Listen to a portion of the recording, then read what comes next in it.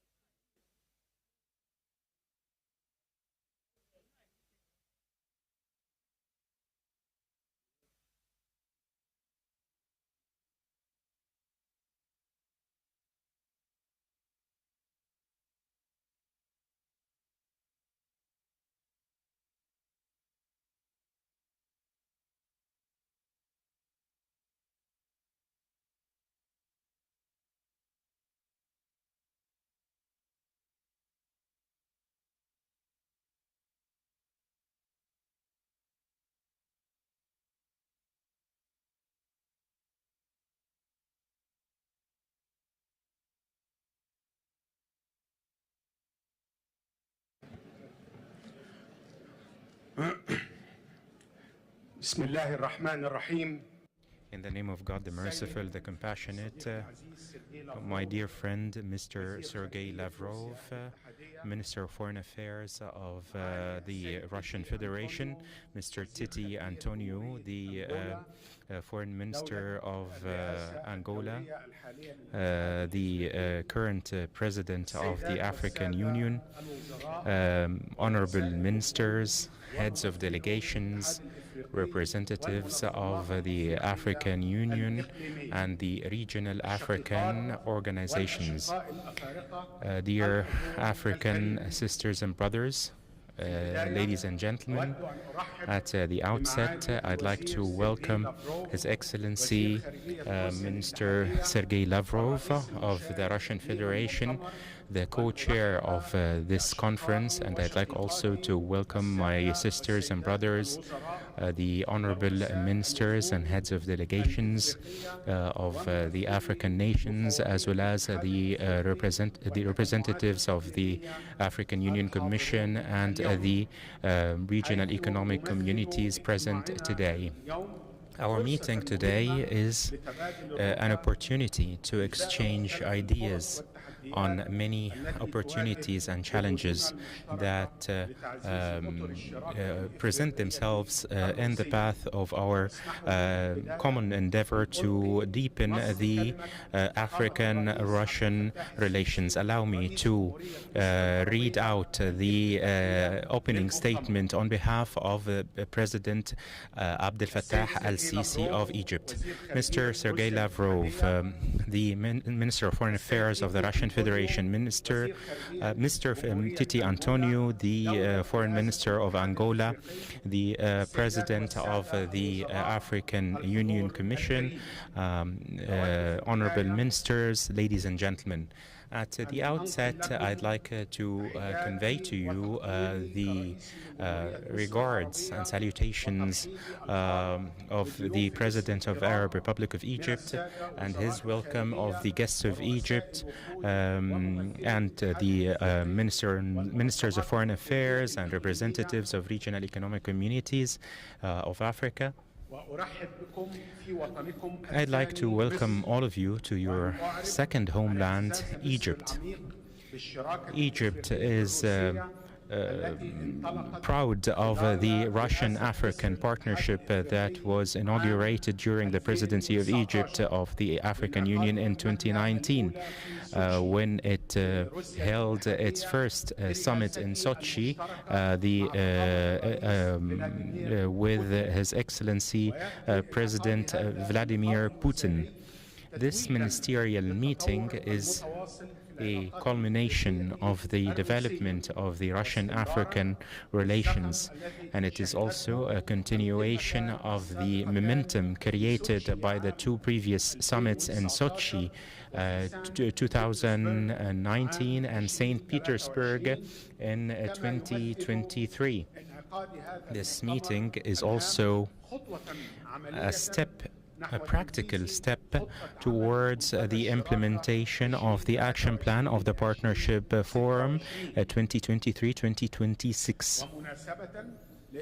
This is also an occasion to launch a constructive dialogue on the next action plan for the years 2026-2029 that will be adopted in the third Russian-African Summit in the service of the peoples of Africa and Russia, and in order to achieve development and stability in the African continent. Distinguished participants, our common commitment to build a more just global order is a reflection of the aspiration of our peoples towards a world where the principle of equal sovereignty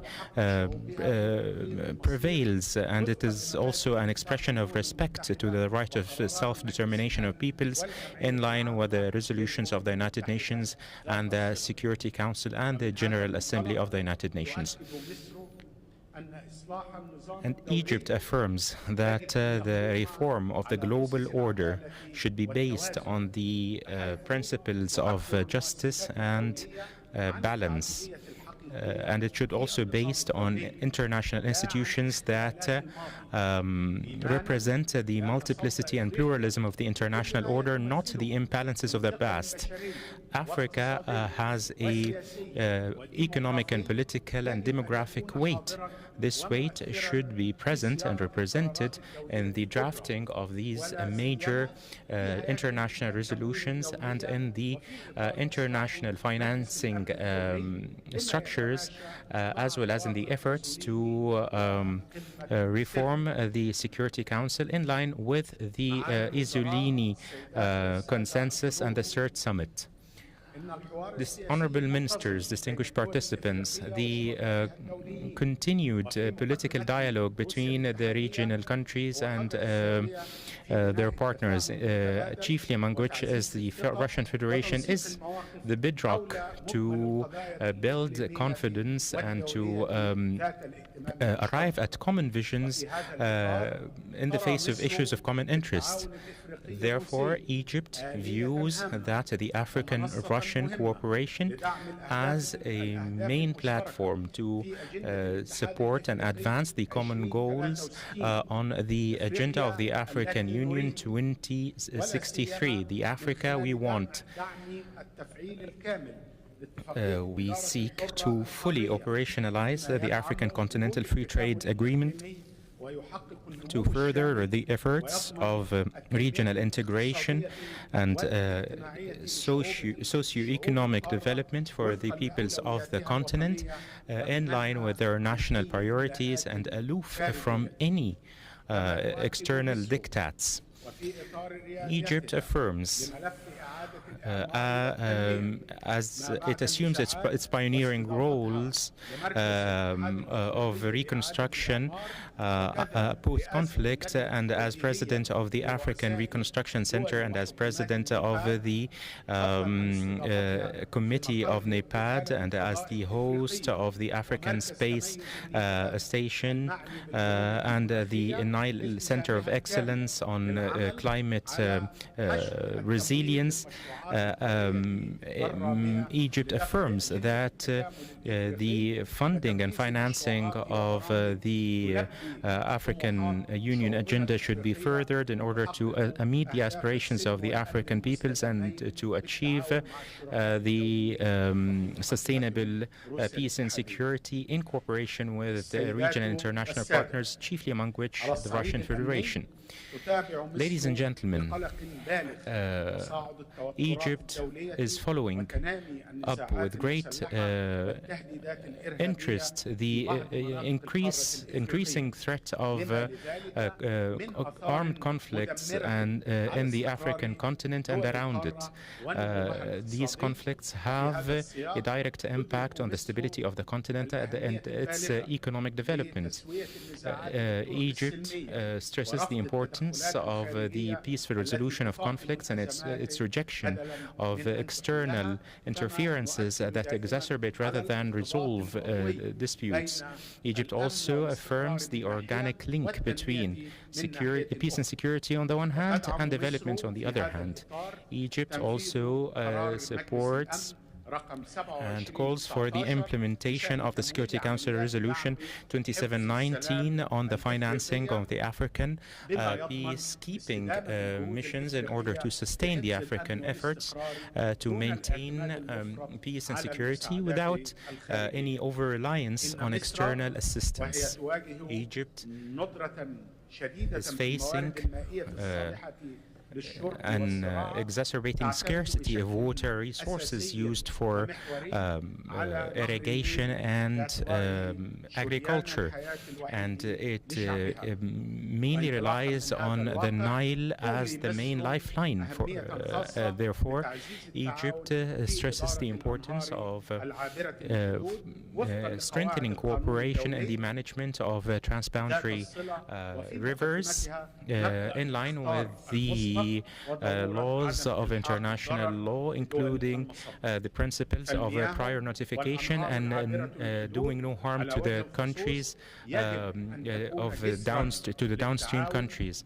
The Niles and transboundary rivers should be bridges of cooperation between peoples rather than being a subject of conflict and tensions between nations, which we keep affirming in all international arenas. Based on its historical responsibility to the issues of the African continent and in the region, Egypt is playing and will continue to play an effective role to coming to peaceful resolutions to these regional issues. And this was manifest in the Egyptian role to reach a ceasefire in Gaza. And we affirm our support of the two-state solution based on the resolutions of international legitimacy and the Arab Peace Initiative and the outcomes of the Trump peace plan. And we stress the importance of establishing the Palestinian state with East Jerusalem as its capital based on the borders of 1967. And we also stress the importance of giving all assistance to the Palestinian people and rejects all attempts at unilateral solutions or any attempts to displace the Palestinian people from their land, be it voluntarily or forcibly. Honorable ministers, in conclusion, we will continue to work in common action with the Russian Federation to prepare for the third Russian-African summit, which we hope will be a milestone in the path of this strategic partnership.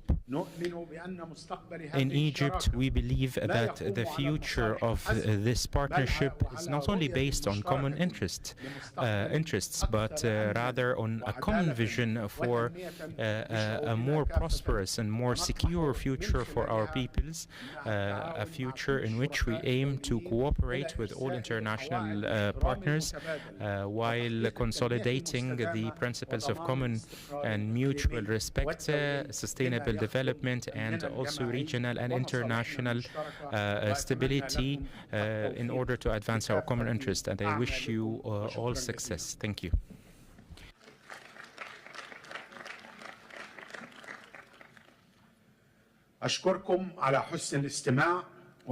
Thank you for listening, and I now give the floor to His Excellency Minister Sergei Lavrov to read out the speech of President Vladimir Putin, the President of the Russian Federation. Thank you. Excellency, Mr. Minister, Mr. Ability, Mr. Antonio, I'm happy to welcome all those present at the plenary session of the Second Ministerial Conference of Russia-Africa Partnership Forum. At the outset, I would like to express my appreciation to our Egyptian friends that made their utmost to ensure conducive conditions for our work. We thank them for the superb organization of the forum and the traditional hospitality. Allow me to fulfill the noble duty and to read out the address by President Putin to the participants of our ministerial conference.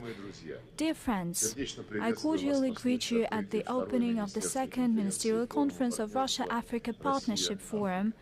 It is emblematic that this event is taking place in Egypt, the country that co-chaired the first Russia-Africa summit. African states have huge economic and human potential.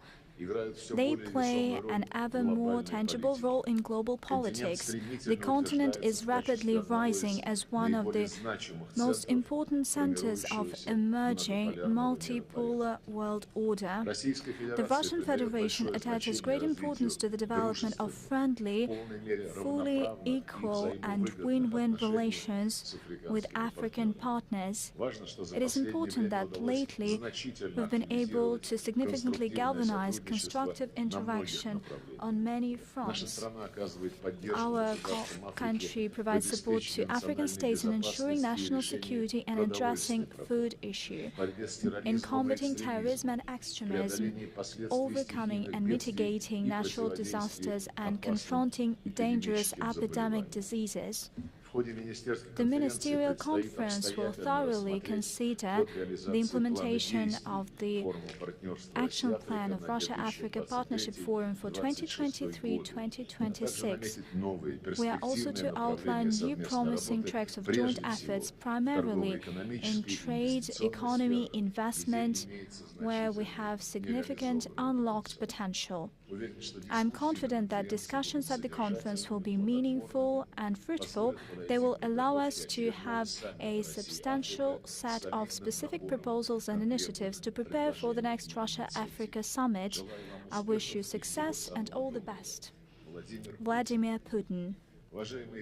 Dear colleagues, the leaders of our states pin a lot of hopes for today's meeting.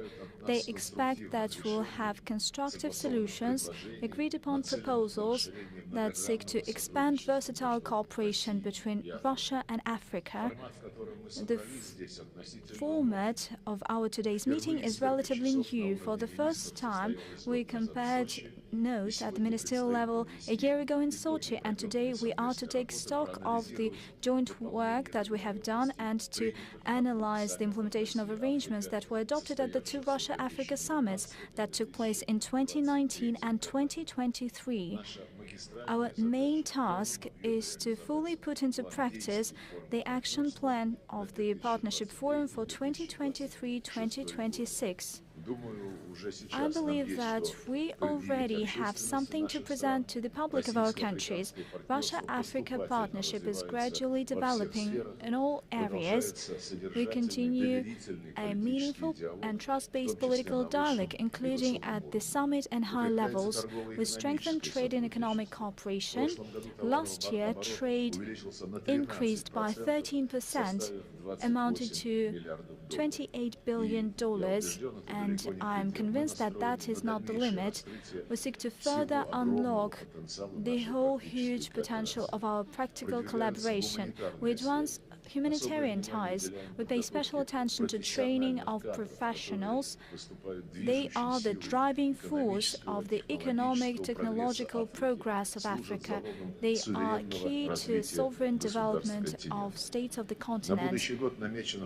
Next year, we plan to have the third Russia-Africa summit, and we assume that we need to have a set of specific practical results by that time. Namely, we plan to present to our leaders the draft new three-year action plan, listing promising areas of our partnership there. I am confident that today's discussion will allow us to have a meaningful consideration of all these issues. Thank you for your attention.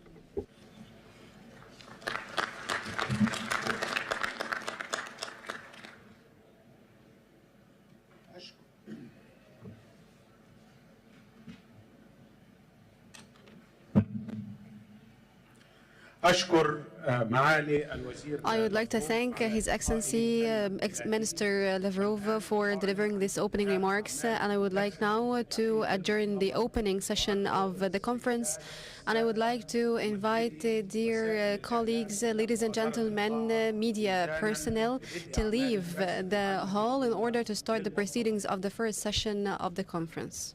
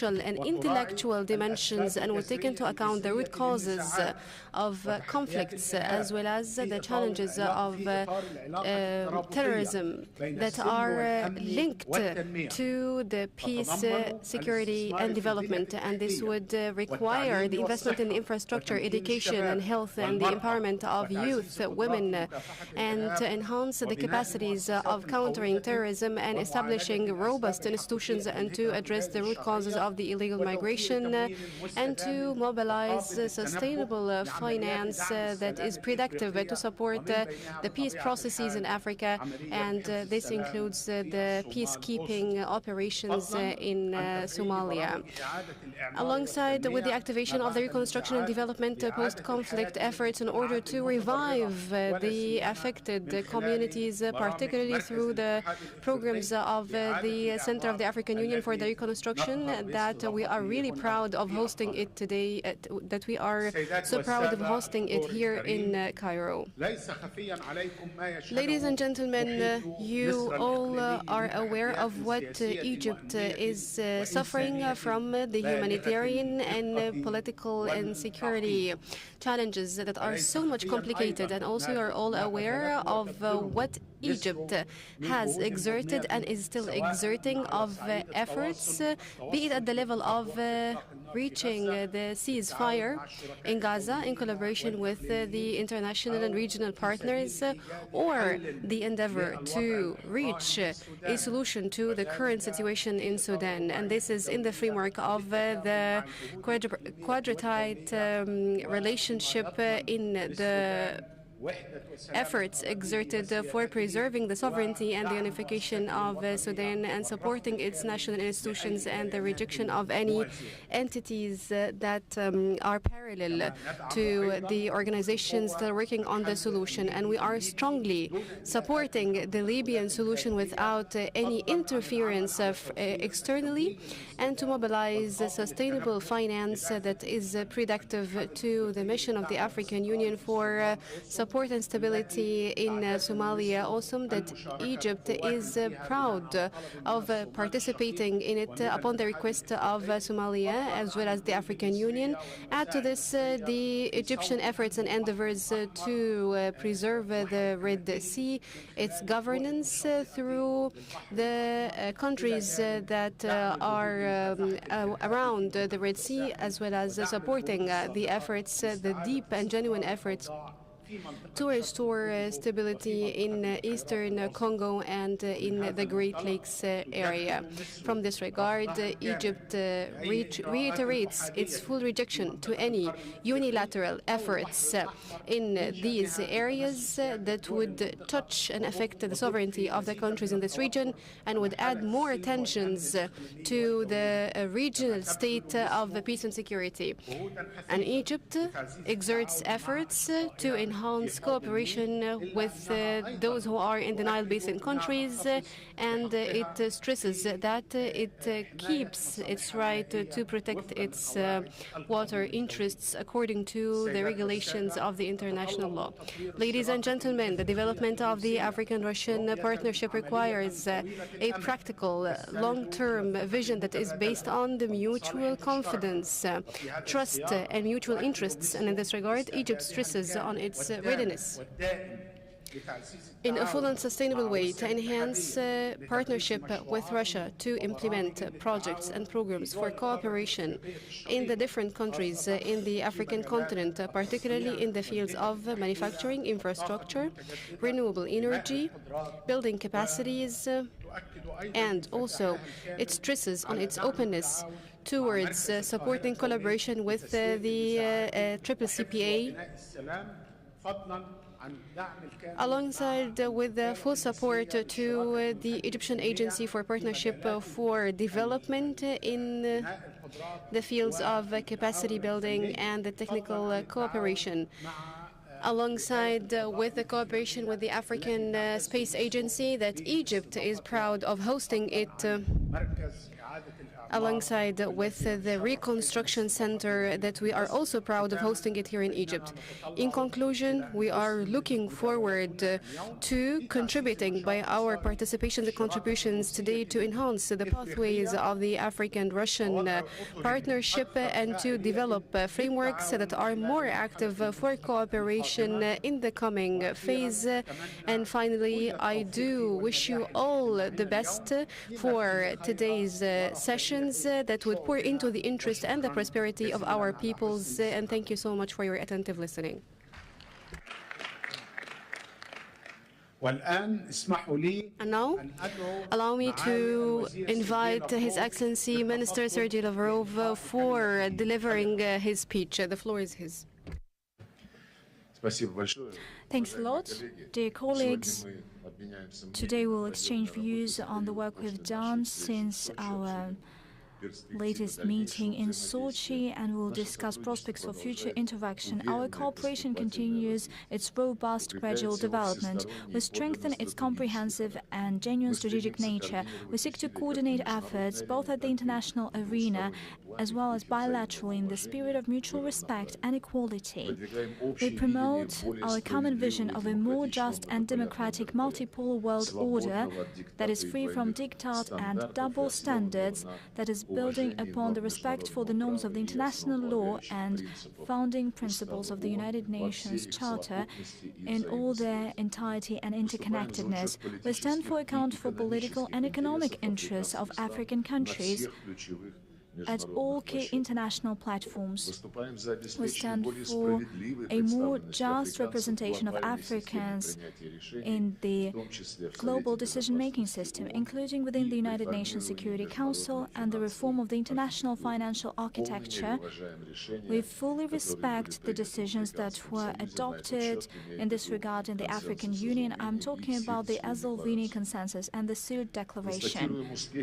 We state success and the productive work of the South African presidency within G20, including the work to advance priorities of Africa and the Global South in the agenda of the forum. We welcome deepening interaction between BRICS and Africa. In 2025, Nigeria and Uganda became its partner countries, and certainly we reaffirm the position of the Russian Federation that was outlined at the recent meeting of Sherpas of G20. It is necessary to fully respect the principle of equality and non-discrimination in the work of G20. We attach great importance to issues of strengthening peace and security on the African continent. That is a key condition for ensuring gradual, sustainable social and economic development, and it is an important element for maintaining global stability. As a UN Security Council permanent member, Russia makes a significant contribution to settling current and preventing new conflicts in Africa. We fully share the fundamental principle for Africans, namely African solutions to African problems. Just like 65 years ago, we are a credible partner of our friends when they champion their sovereignty relying on their own efforts. We believe it is inadmissible for some countries and military and political blocs that represent the global minority to pull the region into reckless confrontational geopolitical campaigns. This is at odds with the task of ensuring independent development and prosperity of Africa. We help beef up the defense capabilities of African countries to confront domestic and external threats, primarily terrorist threats. We will continue supporting our partners on the continent when it comes to demining and combating improvised explosive devices. We step up training programs for military, for law enforcers, and we believe it is important to put into practice the decision adopted at the second Russia-Africa summit, namely a decision to establish a permanent Russia-Africa dialogue mechanism at the summit level to coordinate all efforts in terms of security. We believe that a sustainable crisis settlement demands elimination of the core reasons, namely the legacy of Western colonialism, that is a system that destroyed the natural historical path of the peoples of Africa. It arbitrarily cut borders. It established economic order that is focused on serving the interest of Western colonial powers. Unfortunately, various forms of neocolonialism persist up until now. We are ready to act as one with our African partners in order to uproot them, including by developing legal instruments to assess and compensate for the damage done during the colonial times. Following the first Russia-Africa ministerial last year, we agreed to consider establishing the relevant permanent coordinating mechanism. A solid foundation for the systemic effort on the anti-colonial front is set by something adopted upon Russian initiative, upon the initiative of other countries of the Group of Friends of the UN Charter, on the 5th of December, on the 18th session of the UN General Assembly, namely the resolution on the establishment of the International Day Against Colonialism. The majority of the UN member states voted in favor of it. This day will be celebrated annually on the 14th of December. We consider to be relevant and timely the African Union 2025 theme of the year, namely justice for Africans and people of African descent through reparations. We see that these issue is gaining momentum. Recently, Algeria has hosted the International Conference on the Crimes of Colonialism in Africa. A tangible contribution to advancing the anti-colonial agenda is to be made by the Global Black History, Heritage and Education Center. Its representatives, as well as progressive parties of many African countries, participate in the international movement for the freedom of nations. It was established upon the initiative of the United Russia political party. Today, we witness the second awakening of Africa, strengthening of its international standing. We support the aspiration of African friends to independently and freely choose their partners. We remain a credible ally of African states when it comes to strengthening their national sovereignty in terms of policy, in terms of security, as well as in other directions: economy, energy, food, technology, digital, personnel, information sectors, building upon their own resources and national interests, and building upon the external partners that fully respect these interests. We actively develop our political dialogue at the summit and high levels. We expand Russian diplomatic presence on the continent. This year, our embassies started operating in Niger, Sierra Leone, and South Sudan. Next in line are Gambia, Liberia, Togo, the Comoros. We suggest that partners that still do not have their embassies in Moscow consider opening them. We'll be happy to provide you any kind of assistance. Given dynamic political contexts, we need some extra efforts to expand trade and economic cooperation, which is a material base of our relations. Despite the record high indicators of trade for the past year, there is still a geographic as well as export and import imbalance. We see huge potential in beefing up trade with states of sub-Saharan Africa, as well as establishing direct ties between African suppliers and Russian counterparts. We invite them to actively develop the promising sectors of markets of Russia and Africa. We increase the number of trade missions on the continent. We expand their scope. By the end of 2026, our trade missions are to cover 15 African countries. Well, clearly that is not the limit, and we'll keep up with this effort. A solid foundation for building up interaction between Russian and African companies will be the first Russian industrial zone in Egypt. Contacts between business communities from both sides will further grow if they know more about each other's opportunities and needs. And to this end, we regularly send business missions within the St. Petersburg International International Economic Forum, we have traditional sessions of Russia-Africa Business Dialogue. We organize exhibitions and conventions within the Russian Export Center and other Russian business associations. We increased the number of intergovernmental commissions on trade, economic, scientific and technical cooperation with African countries. Currently there are 19 of them, and we plan in the upcoming future to establish another 13. We urge African partners to promptly put the relevant arrangements into practice. The sectoral agencies continue to alleviate trade barriers, to fill in the gaps in bilateral legal framework, including when it comes to taxation, investment protection, customs and antitrust regulation. To expand opportunities of our interaction in trade and economy, we believe it is important to make use of the capabilities and mechanisms of the African Union and sub-regional associations. The development of relations with them is one of our utmost priorities. This is the task that will be the core task in the work of the new second department that was established at our foreign ministry. That is the Department of Partnership with African Countries. It will deal with multilateral and sub-regional contacts. Broad prospects are opened up by the African Continental Free Trade Area that is gaining momentum. In the future, it seeks to become an all-continental market with the aggregate GDP of over 3 trillion USD. To ensure stable trade and economic operations and to protect investment, we believe it is important to ensure sustainable and credible mechanisms of mutual settlements in local currencies.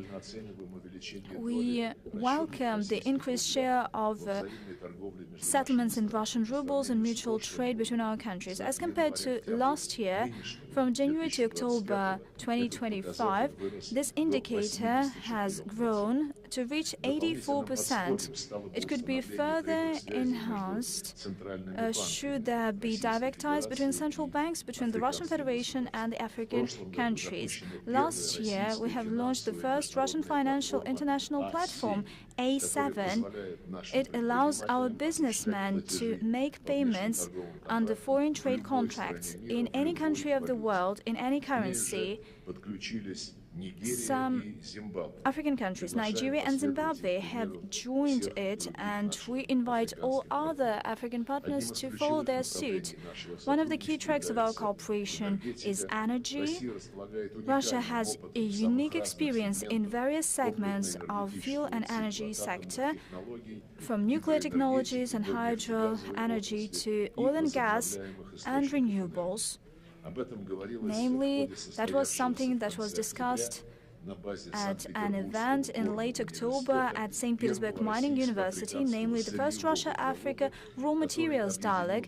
It brought together over 400 participants from 34 countries of Africa. We expect that this dialogue will become a permanent sectoral platform for interaction between Russia and Africa in mineral resource development. We actively participate in the establishment and modernization of energy infrastructure and industrial facilities. We have all the cycle of groundwork from designing, construction, maintenance, and long-term operation. And a success case in point is the building in Egypt of a key nuclear power plant in Africa, Al Dabar. We discussed cooperation in the peaceful use of nuclear energy with other African countries. 13 agreements were signed with our state corporation Rosatom.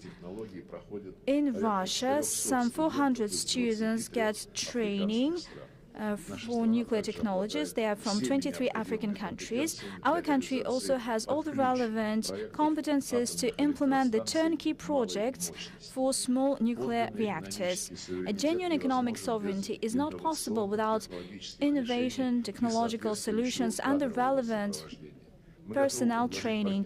We are ready to provide to partners our cutting-edge solutions in engineering, electric energy, geological exploration, pharmaceuticals, as well as high-tech sectors, including digital technologies and space exploration.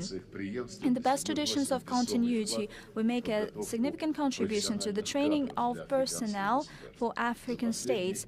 Over the past 5 years, the number of African students studying in Russia has doubled, exceeding 32,000 people, and the quota of Russian scholarships for Africa has almost tripled.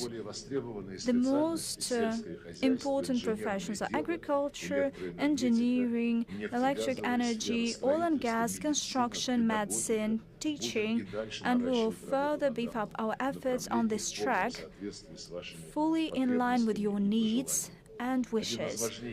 One of the most important issues is food security. We carry out supplies of fertilizers, diesel fuel, including humanitarian supplies, to a number of African states. Over 100,000 tons of mineral fertilizers were provided free of charge to Zimbabwe, Kenya, Malawi, Nigeria. We annually allocate 10 million USD to provide food assistance to the countries of the continent within the UN World Food Programme. Africa has enormous agricultural resources and can meet its own food needs. We are ready to share with African friends the relevant technologies, experience, and knowledge. Since 2019, within the FAO Global Initiative to Protect Soils, a leading Russian producer of mineral fertilizers, Fosagro Company, helps develop regional network of African soil labs, AfriLab. As of now, it has over 220 branches in 54 African countries. On the 20th and 21st of November, Addis Ababa hosted the International Conference on Ensuring Food Sovereignty for African countries. It was Russian initiative. We beef up interaction in such important areas as healthcare, combating the epidemics, preventing emergencies. Without that, it is not possible to ensure sustainable economic development. This year, Russia supplied mobile labs to detect infectious diseases to Burkina Faso, Zimbabwe, Namibia, the Republic of Congo, Uganda, Ethiopia, and to Madagascar. Over 150 African specialists were trained using Russian curriculum. In April 2025, Addis Ababa hosted the first Russia-Africa international drills of epidemic emergency rapid response teams. A solid framework for sustainable interstate communication is the people-to-people contacts. They are developing in a friendly, conducive manner, and that is contributed by the expanding of youth, cultural, humanitarian, sports, and tourist exchanges. An important contribution to shaping a positive Russia-Africa agenda is made by the objective media coverage of the developments in our countries, as well as strengthening ties between Russian and African journalists, opening of new offices of Russian media outlets in African states, and opening of new offices of African media outlets in Russia, implementing of joint training programs. 2 years have passed since the adoption of the action plan for the Russia-Africa Partnership Forum for 2023-2026. It lists all tasks on the areas that I've mentioned. It is important to know that this document fits organically the Agenda 2063, the Africa we want, that was proclaimed in 2015 by the African Union.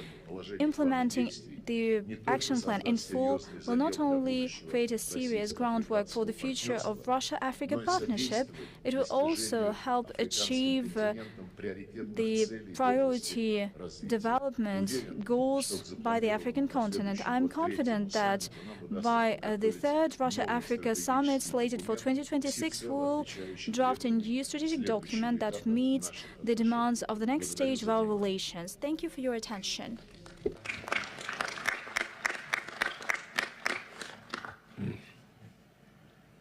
I thank His Excellency the Minister Lavrov for his insightful remarks, and I now call on His Excellency the Minister of Foreign Affairs of Angola, Mr. Tete Antonio, the Foreign Minister of Angola and the current President of the African Union, to give his remarks. You have the floor, Your Excellency.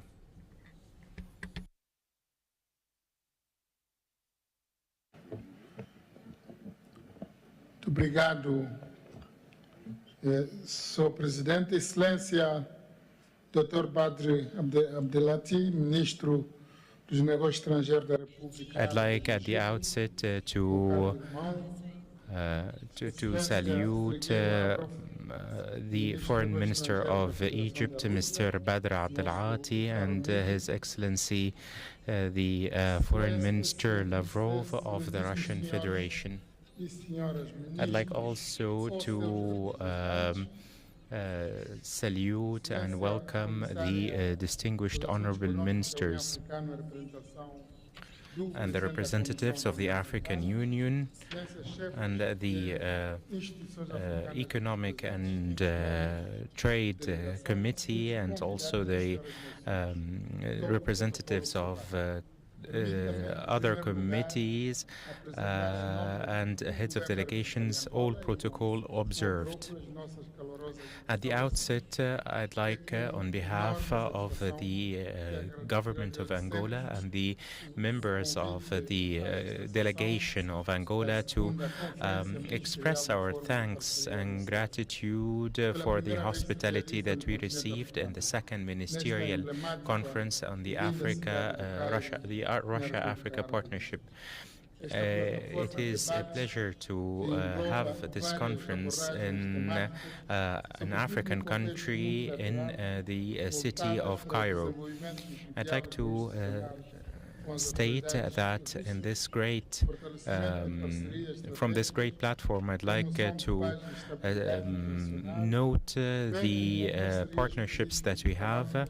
We have bilateral and multilateral partnerships, including trade partnerships and political partnerships that are beneficial to all the African nations, and that will advance the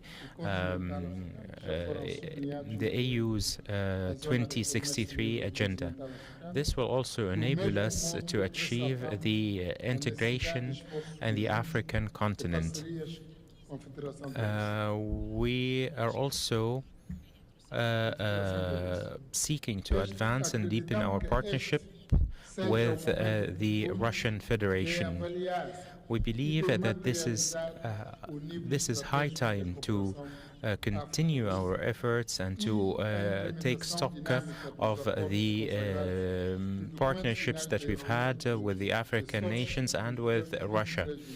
And also we would like also to look into the partnerships that we have and that we intend to conclude. We have a partnership going back to 2019 and that we operationalized in 2023.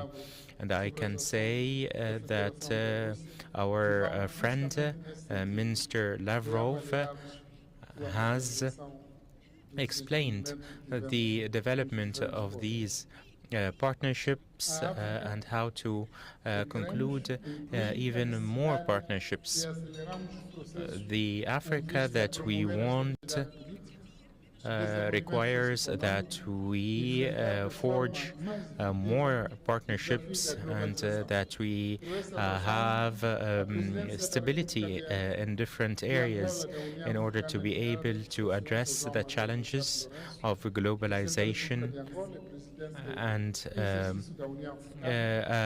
on behalf of the President of Angola, João Lourenço, the President of the African Union, we state that we have always sought to reach peaceful solutions to the African problems and to develop the African institutions and the bilateral relations between African countries and the region. And also, we also seek to have to be well represented in the Security Council so that our decisions and our views can be reflected in the Security Council and in line with the CERT agreement. We seek to achieve integration in infrastructure, renewable energies, and many other areas. Therefore, we request the assistance of Russia in many projects in order to upgrade these partnerships that extend for the years 2026-2029 and beyond. With regards to the African continent, manufacturing is essential. Only through manufacturing can we can we address the paradox of having a resource-rich continent that does not manufacture sufficiently? We have lots of raw materials and natural resources that are very important to the entire world. Therefore, we'd like to state in the final final communique or that we will sign today to expand the cooperation between Russia and the African continent, especially in the manufacturing of raw materials and the exploitation of minerals. We would like also to deepen our partnership, and we also need to reach more understanding in many areas and to guarantee sustainability of these partnerships. We need the Russian Federation and the African Union to operationalize their partnerships in all of these areas, especially in the priority areas that we have just mentioned. Allow me to clarify that the President of Angola, João Lourenço, has always stressed the peaceful resolution of African disputes and problems. We also need to work in the areas of science and training and to raise the human capacities. And on the other hand, we'd like to address all of these challenges with African hands. And we need to guarantee African ownership and to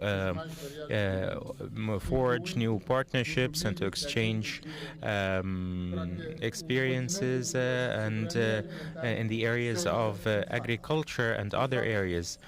In this way, each African country will have its sovereignty and can enjoy its right of self-determination, and where the world would then view Africa differently, not like a country that only uses 50 or 60% of its natural resources and doesn't enjoy self-sufficiency, but to have full self-sufficiency.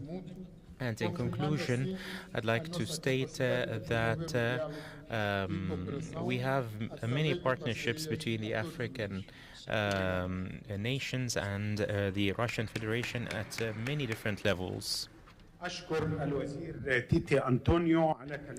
thank the Honorable Minister Tipi Antonio for his remarks, and I call on Mr. Barry Fori, the Minister of Foreign Affairs and Expatriates in Seychelles, to deliver his statements. He had requested to bring forward his speech because he has travel preoccupations. You have the floor, sir. Thank you, Minister.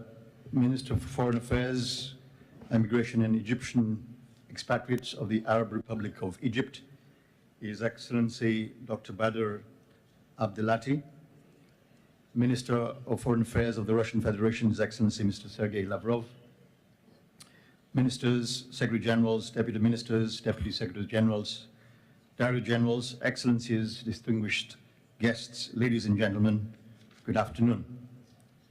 It is a pleasure to address this second ministerial conference of the Russia-Africa Partnership Forum.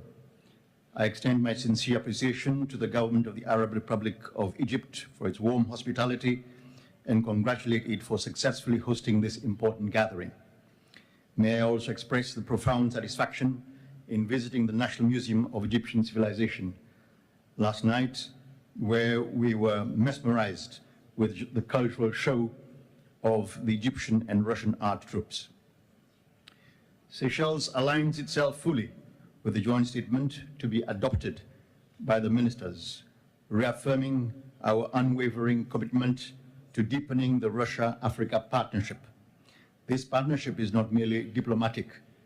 It is historic, strategic, and profoundly meaningful.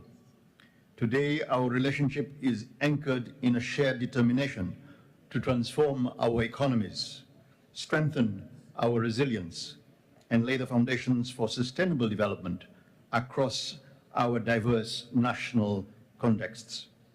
The forthcoming Russia-Africa Partnership Forum Action Plan for 2026-2029 presents a vital opportunity to craft an ambitious and balanced program that advances Africa's priorities and aspirations. Within this effort, we must recognize the unique vulnerabilities of African island states such as Seychelles, Cabo Verde, Madagascar, Mauritius, and the Comoros, among others. Our geographical isolation and environmental fragility demand tailored, innovative solutions that address our immediate challenges while enabling us to play a full and effective role in the broader partnership. Excellencies, ladies and gentlemen, for small island developing states, African nations, and much of the global South, the climate crisis is not an abstract future threat. It is already reshaping our realities, our coastlines, our livelihoods, and our hopes. Our collective response must be guided by three pillars: full operationalization of the Loss and Damage Fund, immediate activation of the Multidimensional Vulnerability Index, and a decisive shift from planning to implementation. The 2026-2029 Action Plan must reflect this urgency. It cannot be a document filled with lofty aspirations, but a time-bound and practical framework grounded in action, one that delivers targeted support for adaptation and resilience. We need partnerships defined by trust, by solidarity, and by a shared resolve to secure a safer and more resilient future for our peoples. Deepening Russia-Africa cooperation in ways that strengthen the climate resilience of island states will allow us to advance sustainable development, ocean stewardship, disaster preparedness, just transitions, and climate justice for the whole continent. We call on all partners to match our urgency with resources and cutting-edge technologies, translate our collective ambitions into tangible results. Excellencies, ladies and gentlemen, across Africa, millions still grapple with economic hardship, environmental pressure, and social uncertainty. The Russia-Africa Partnership must therefore place human development at its very heart. Real progress is measured by our ability to uplift our people, by alleviating poverty, preventing conflict, expanding opportunity, and nurturing innovation and entrepreneurship, especially among our youth. Trade and investment, tourism, renewable energy, agriculture, pharmaceuticals, and cultural exchange must continue to drive our cooperation. At the same time, we must safeguard Africa's natural wealth while unlocking the economic potential it holds. As we progress, we must acknowledge that that technological acceleration is transforming human activity. Our strategic 3-year action plan should also focus intensively on the rapid maturation of artificial intelligence, opening up unprecedented opportunities. It is essential for the plan to promptly establish robust transnational regulatory frameworks that balance innovation with ethical oversight. On the global stage, Seychelles remains steadfast in its commitment to the respect of the rule of law. We reaffirm our support for the Esselwini Consensus and the Third Declaration as the sole legitimate articulation of Africa's position on the UN Security Council reform. Africa must secure full representation in both permanent and non-permanent categories to ensure a fairer, more credible global peace and security architecture. We trust that Russia will continue to stand with Africa in advancing this vital cause. Excellencies, ladies and gentlemen, as we look forward toward the future and toward achieving the Africa we want, it is essential that our actions remain aligned with Agenda 2063 and the 2030 Agenda for Sustainable Development. These frameworks embody our shared vision for a continent defined by strong partnerships, innovation, sustainability, and inclusive growth. I express my sincere gratitude for your commitment to our Russia-Africa partnership and for your dedication to the success of this conference. Thank you.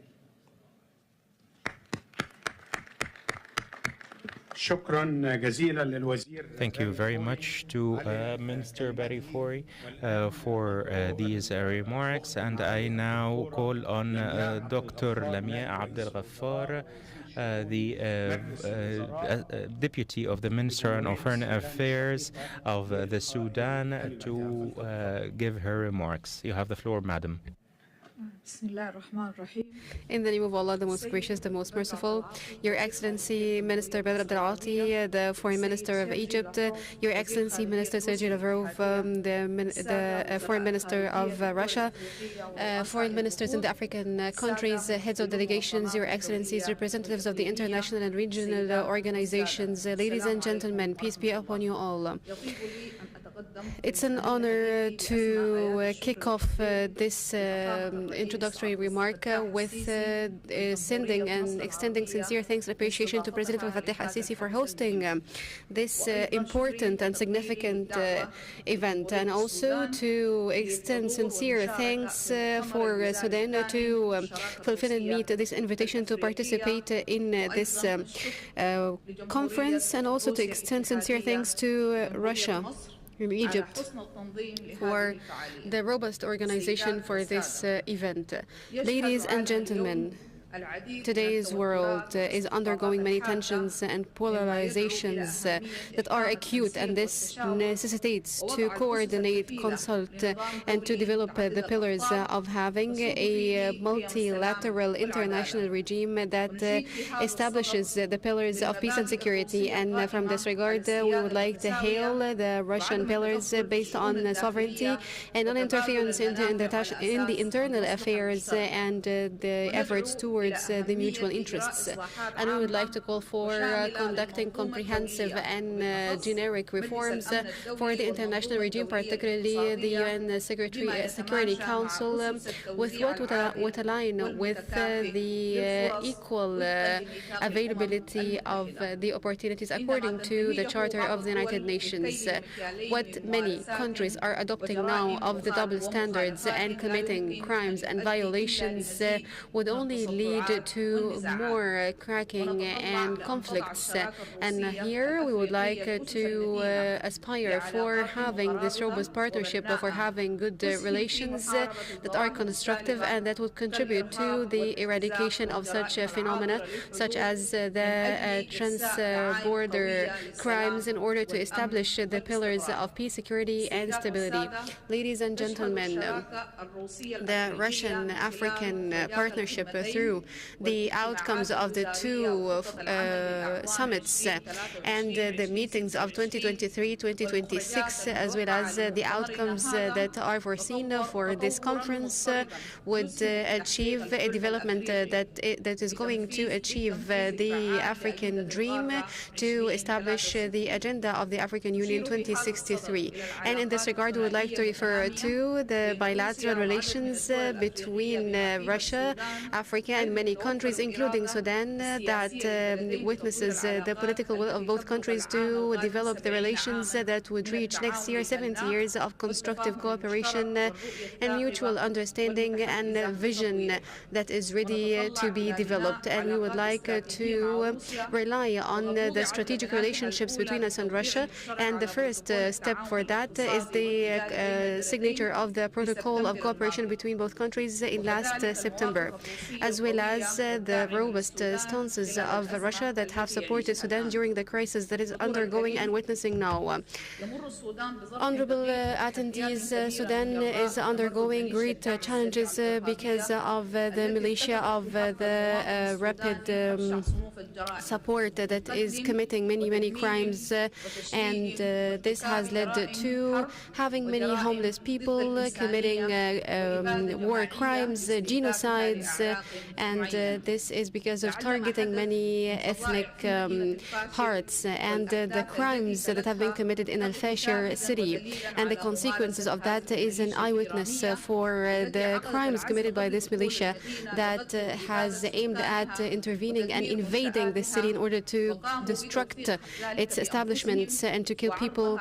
And this is now being shooted on the platforms, and this has incited the conscience, the humanitarian conscience over the world. And this terrorist group should be held accountable for these crimes, as you all know.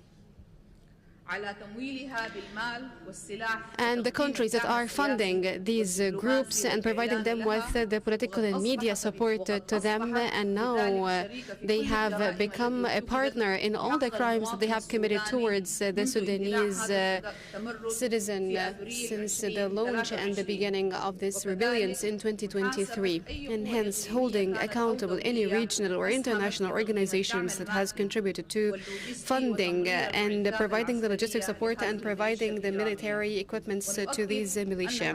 And we would like to stress that the Sudanese government, from the perspective of its responsibility, is spreading peace, security, reassurance to the Sudanese people to have a peace that would preserve its sovereignty, dignity, and unity, and would achieve the aspirations of its people without any dictation from external organizations or countries.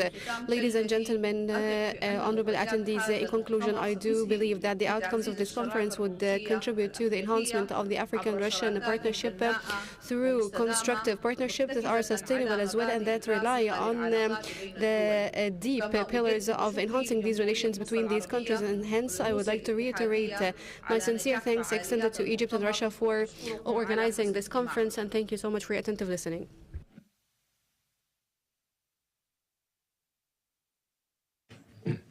Уважаемые коллеги, разрешите сейчас предоставить слово министру иностранных дел национальной диаспоры за рубежом и по африканским делам Алжирской Народно-Демократической Республики. Allow us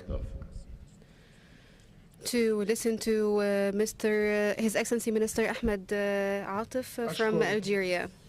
أهلنا في مصر على ما أحيطنا به من كرم الضيافة وفائق العناية، كما أشكر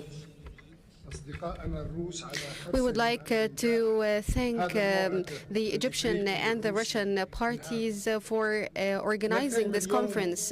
We are meeting today in order to develop or to put a new building block in this relationship between Russia and Africa, this partnership that we are so proud of, and we are so proud of its great history, and we are also so proud of its unique present, and we are aspiring for exploring its horizons in the future that are so promising for us.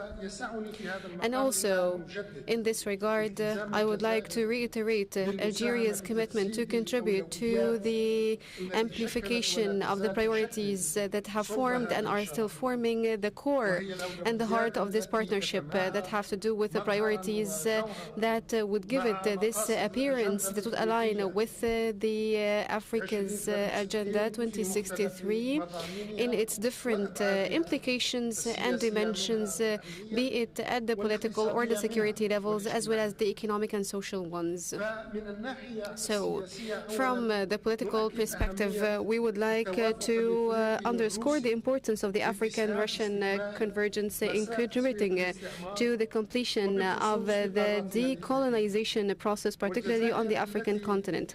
Algeria, which earlier this month hosted an international conference devoted to the unequivocal legal criminalization of colonialism, strongly supports the establishment of an international day to combat this abhorrent phenomenon, which has no place neither in today's world nor in that of tomorrow.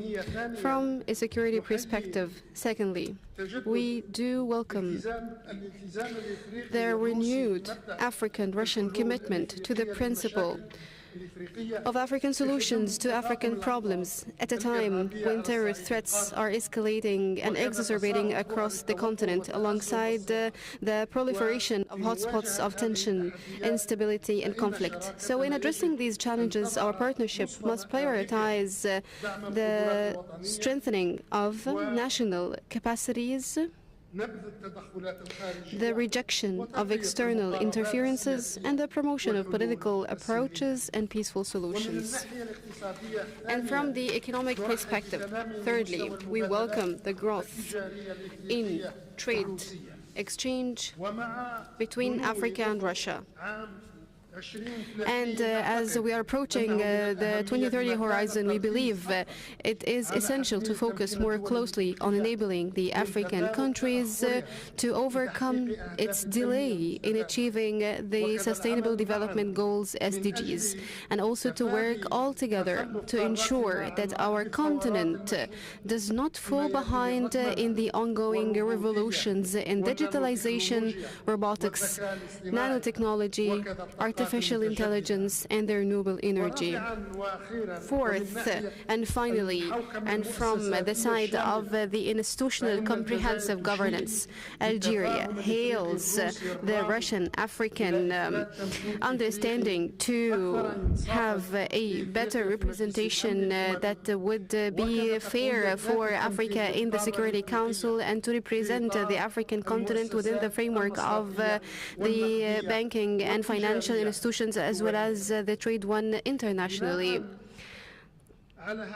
Building on these strategic convergences and in a world marked by an erosion of values and an imbalance of power and the weakening of norms and rules, Algeria deeply believes that the African-Russian partnership has accumulated a level of maturity that would qualify it for forming a main source for building an international system that is fair and more just, that is based on the international law as an impartial arbiter before which all nations stand equal, that is based on the approach of the multilateralism that would never leave or exclude any country or nation, and this system would elevate the role of our United Nations and that would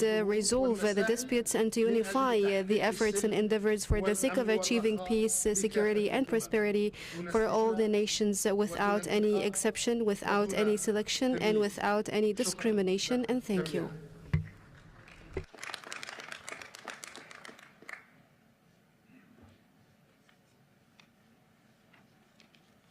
Большое спасибо. Сейчас разрешите предоставить слово министру международных отношений. I now give the floor to the Minister of International Relations from the Republic of Botswana. Thank you very much. Our co-host, Minister of Foreign Affairs, Immigration and Egyptian Expatriates of the Arab Republic of Egypt, Your Excellency Abdelati, Minister of Foreign Affairs of the Russian Federation, Sergei Lavrov, AU Executive Council Chairperson, Ambassador Tete Antonio, colleagues, honorable ministers of foreign affairs and heads of delegations, good afternoon. I'm truly honored to address you today at this second ministerial conference of the Russian-Africa Partnership Forum. This gathering represents a vital opportunity for us to strengthen the bonds between our continent and Russia, as well as chart a path for future cooperation. At the outset, I would like to extend my heartfelt gratitude to our gracious hosts, the government and the people of Egypt, for their warm hospitality. The welcoming spirit and rich cultural heritage of this magnificent country provides a fitting backdrop for our discussions today. We appreciate the effort that has gone into organizing this forum, which reflects our collective commitment to fostering dialogue and partnership. As we convene here, we start at a pivotal moment in history, a time characterized by both extraordinary challenges and remarkable opportunities. The global landscape is rapidly evolving, and it is imperative that we harness our collective wisdom and resources to navigate these changes effectively. This gathering highlights our shared commitment to advancing the collaborative efforts between Russia and African nations, paving the way for a sustainable development, mutually beneficial partnerships. I wish to commend the notable achievements realized through previous Africa-Russia partnership forums, which have significantly contributed to strengthening political dialogue, deepening mutual understanding, and advancing practical cooperation between Russia and African countries. These forums have provided an important platform for aligning priorities and fostering partnerships grounded in mutual respect and shared interest. I also wish to express my sincere appreciation to the opportunity to exchange views with Your Excellency Minister Lavrov on Botswana-Russia bilateral relations, an engagement that reflects our shared commitment to constructive dialogue and enhanced cooperation. As we navigate the complexities of an increasingly interconnected and rapidly changing global space, it is imperative that we prioritize cooperation across a wide range of sectors, including trade, investment, technology, and cultural exchange. Botswana recognizes the critical role that strategic partnerships play in addressing the multifaceted challenges facing our continent, from economic transformation and development to peace and security. By working together, we can harness our collective strengths to promote stability, resilience, and shared prosperity. The economic relationship between Russia and Africa holds immense and largely untapped potential. Botswana in particular is keen to strengthen trade relations and explore expanded cooperation in key sectors such as mining, agriculture, and renewable energy. These areas offer meaningful opportunities for value addition, technological transfer, and skills development. We have an opportunity to establish robust frameworks that support sustainable economic growth while ensuring that the benefits of cooperation are equitable and inclusive, contributing to long-term development outcomes for our people. On peace and security, Botswana remains firmly committed to promoting stability on the African continent. Our shared experiences in conflict resolution, peacekeeping, and preventative diplomacy provides a solid foundation for deeper collaboration. We must continue to strengthen our commitment to diplomatic dialogue, multilateral cooperation, and collective action in addressing security challenges that affect our nations and the broader region, recognizing that peace is a prerequisite for sustainable development. Beyond economic collaboration, Botswana strongly supports the promotion of cultural exchange and knowledge sharing as essential components of lasting partnerships. Our people have much to learn from one another, and through sustained and meaningful dialogue, we can foster greater understanding, mutual respect, and people-to-people connections. Education, science, and technology represents areas where such exchanges can flourish, enhancing innovation, building human capital, and strengthening our collective capabilities. In conclusion, I wish to encourage all of us to seize this opportunity to build robust, forward-looking partnerships that transcend borders and foster resilience within our nations. Let us engage in constructive dialogue and identify practical and actionable commitments that will drive our cooperation forward. As we look ahead, I remain optimistic that the spirit of partnerships will guide our discussions and pave the way for a prosperous, peaceful, and sustainable future for both Russia and Africa. I thank you for your kind attention.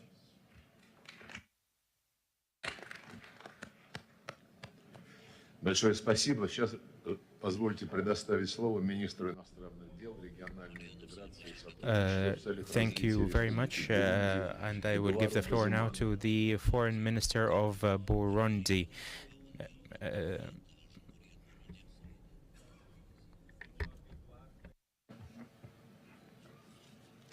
Excellences, Monsieur le ministre des Affaires étrangères, de l'immigration et des expatriés égyptiens de la République arabe d'Égypte. Your Excellency, the Foreign Minister of Egypt, Your Excellency, the Foreign Minister of the Russian Federation, ladies and gentlemen, distinguished Ministers of Foreign Affairs, all protocol observed.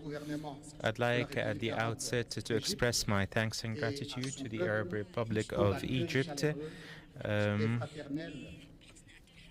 for the great hospitality that we have seen since our arrival in Egypt.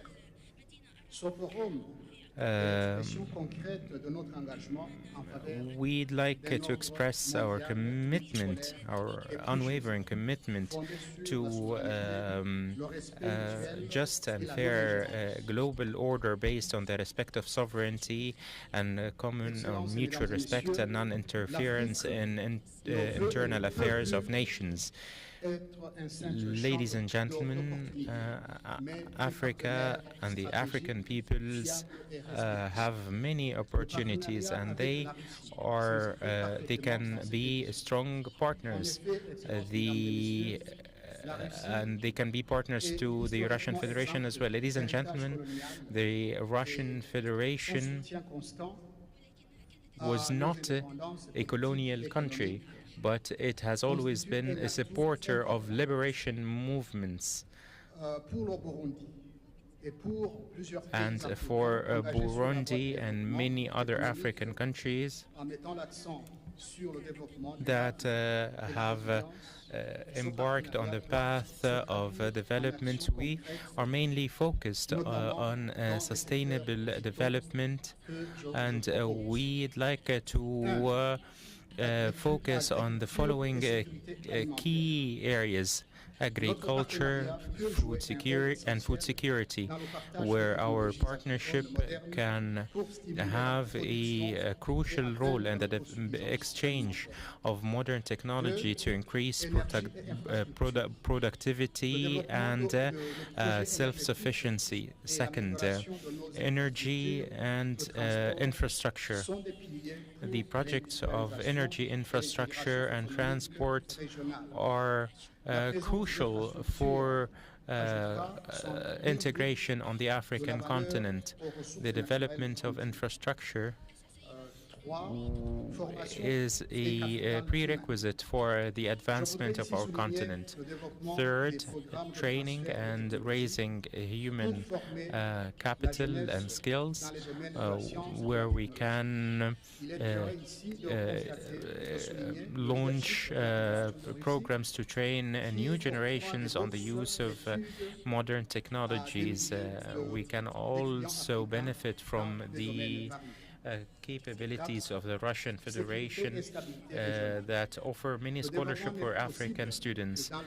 And also the fourth area is the regional peace and security, which are a prerequisite for development, and Russia can assist us in this endeavor because it understands the main requirements for peace in our countries. We commend the active role of Russia in the areas of security, and we are grateful for their assistance that they have given us in the areas of combating terrorism and organized crime and the policing of borders. We should continue to strengthen our capacities in the areas of security and prevention of interference in internal affairs. The nexus between development, peace, and security is a strong one, and we are witnessing many challenges that should attract our attention, and we should be committed to addressing. We should always work to establish a constructive and inclusive dialogue. The African continent has not yet benefited from its resources, which is regrettable, and we also must work to achieve peace and security, as conflicts hamper our attempts to make use of the natural resources with which our continent is rich. Many Africans do not have access to drinking water or food. Therefore, through the presidency of the African Union, Burundi will give priority to peace, security, and food security in particular, in order to guarantee the advancement of the continent. And I commend the role of the Russian Federation in assisting these endeavors. The power of the African nations can be unleashed and manifested through dialogue and through mutual interests. We should also prevent any sapping of our resources that would hinder the development of the continent. Our meeting is an opportunity to build a common future, and Burundi stands ready to fulfill its pledges and create a common vision of common interest for all our peoples. And we also should work to guarantee the well-being and prosperity of all nations, while respecting the views of all. The outcomes of the Sochi meeting and the strategy for security and economic and political cooperation all work towards these ends. Therefore, I'd like also to praise the commitment of the countries participating in this second ministerial meeting of the Russia-Africa Partnership, and we hope that the results meet our aspirations. Thank you. I would like to thank His Excellency, the Foreign Minister of Burundi, and allow me, as an exception, and because of very special conditions to give the floor to His Excellency, the Foreign Minister of Mauritania, His Excellency Dr. Mohammed Salim Ould Marzouk, the Minister of the Foreign Affairs, and the expatriate Mauritanians. So the floor is yours, sir. Thank you so much, Your Excellency. In the name of Allah, the most gracious, the most merciful, may Allah's peace and blessings be upon Prophet Muhammad. Your Excellency, my dear friend, Dr. Badr Abdelati, the Minister of Foreign Affairs and Egyptian expatriates in Egypt.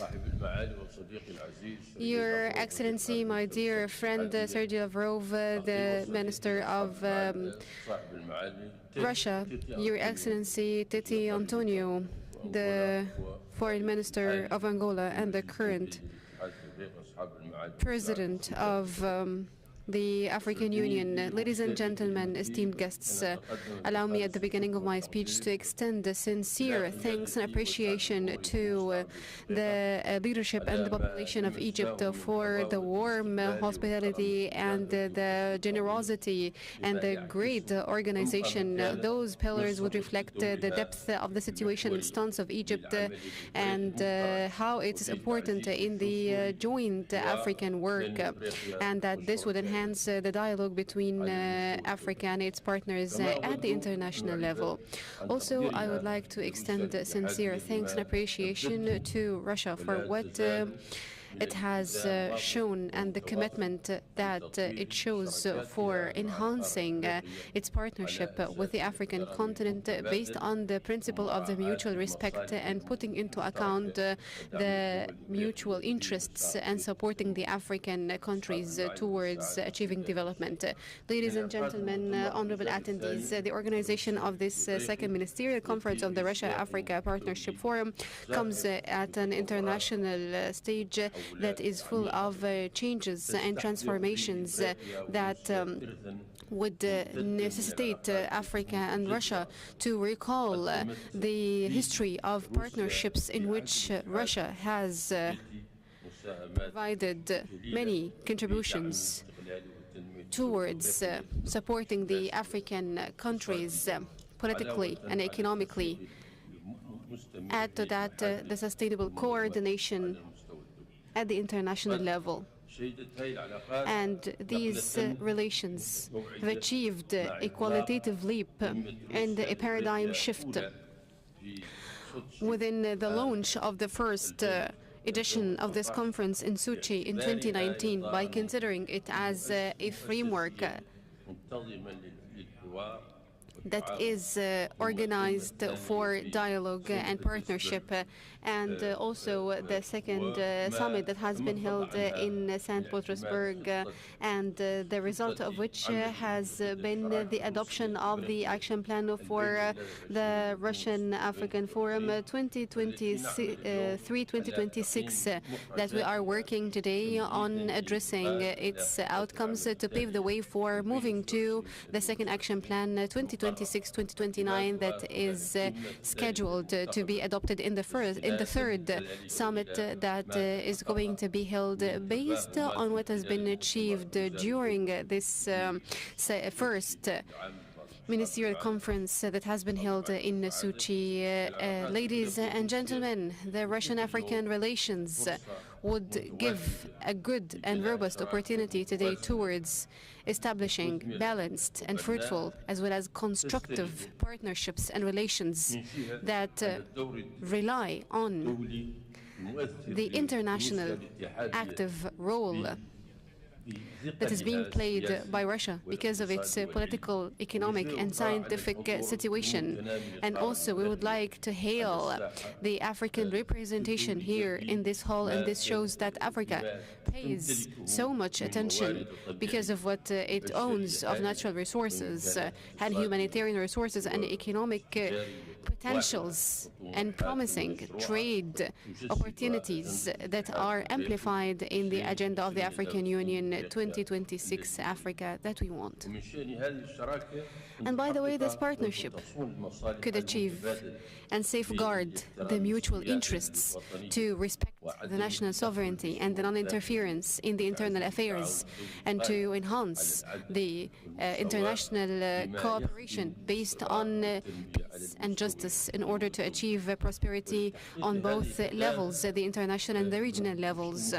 And this collaboration and cooperation between both of us would stress on the importance of the political dialogues and consultations, and to respect the United Nations, the international law, and the resolutions that have resulted from the Security Council, as this would ensure just and fair representation of the African continent and would enable it to contribute to the decision-making that has to do with its peace and security, as well as its development, and that will pay attention to the international peace and security affairs. Also, Mauritania focuses and stresses on the importance of alleviating the tensions at the regional and international levels, and to enhance the peace resolution of the conflicts, and to adopt any approaches that would establish stability in Africa and in the whole world, with stressing on the principle of the African solution approach, and to achieve actively resolution of the Security Council number 2719 that has to do with funding the peace processes according to the African Union, and this would establish peace and stability in the continent. Ladies and gentlemen, within this framework, the African coast area, because of what it witnesses of security and development, interlinked incidents because of its demographic and geographic location.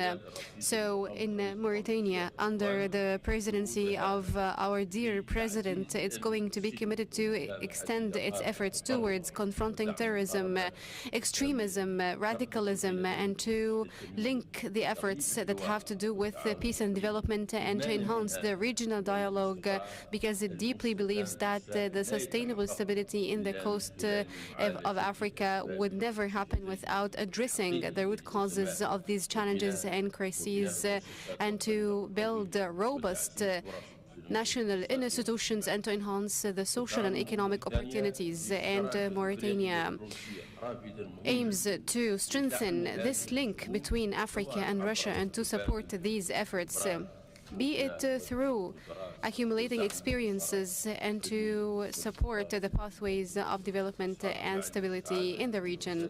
Ladies and gentlemen, the economic and trade cooperation is the milestone towards deepening this partnership through encouraging and motivating investing in the fields of infrastructure, transport, digital transformation, transfer of technology, the development of industry, peace building, and building supply chains, and to enhance the technical trade exchange through our commitment in our governments.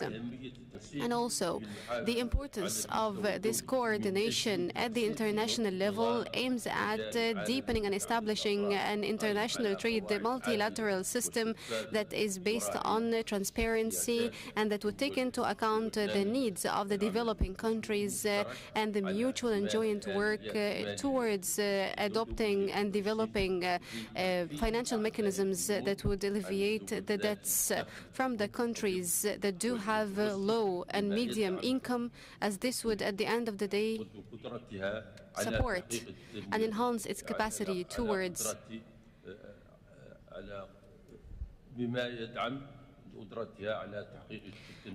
achieving sustainable development. And in conclusion, we would like to express our sincere hopes towards taking this conference towards wider horizons based on the mutual trust and the genuine vision and the actual work with what would serve the interests of our peoples and would achieve the efforts of peace and security in our regions and all over the world. And thank you so much for your attentive listening and wish this conference all the best. Thank you so much, Your Excellency, the Foreign Minister of Mauritania. And once again, I would like to remind the dear ministers and the heads of delegations that the lunch break would be at 3. Hence, we would like the speeches to be as brief and concise as possible. And now I'd like to give the floor to His Excellency Mohammed Mbai, the Foreign Minister of Comoros. The floor is yours, sir.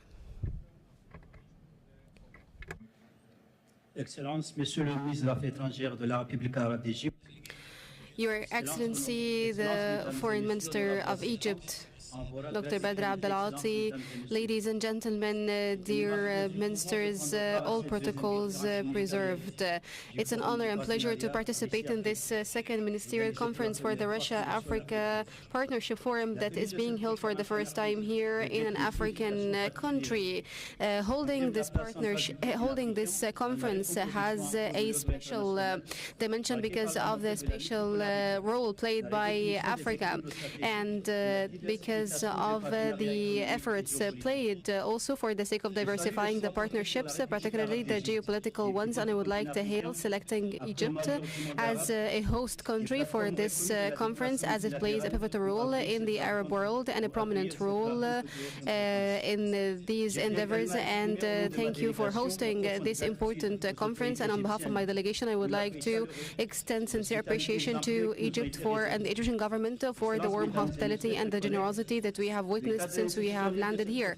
Ladies and gentlemen, honorable ministers, the holding of this conference that has been initiated in the second summit in Sochi 2019 would stress the diversification of our relations and our mutual vision towards moving from strategic partnerships that are based on the mutual interests towards actions on the world and on the ground, particularly that we do have many disturbances in the supply chain and within these stresses on the emerging economies. So the cooperation between Russia and Africa is a strategic practical solution that would provide Africa with a clear opportunity for the diversification of the economic opportunities and to reach productive and fruitful investments and to enhance the local capacities.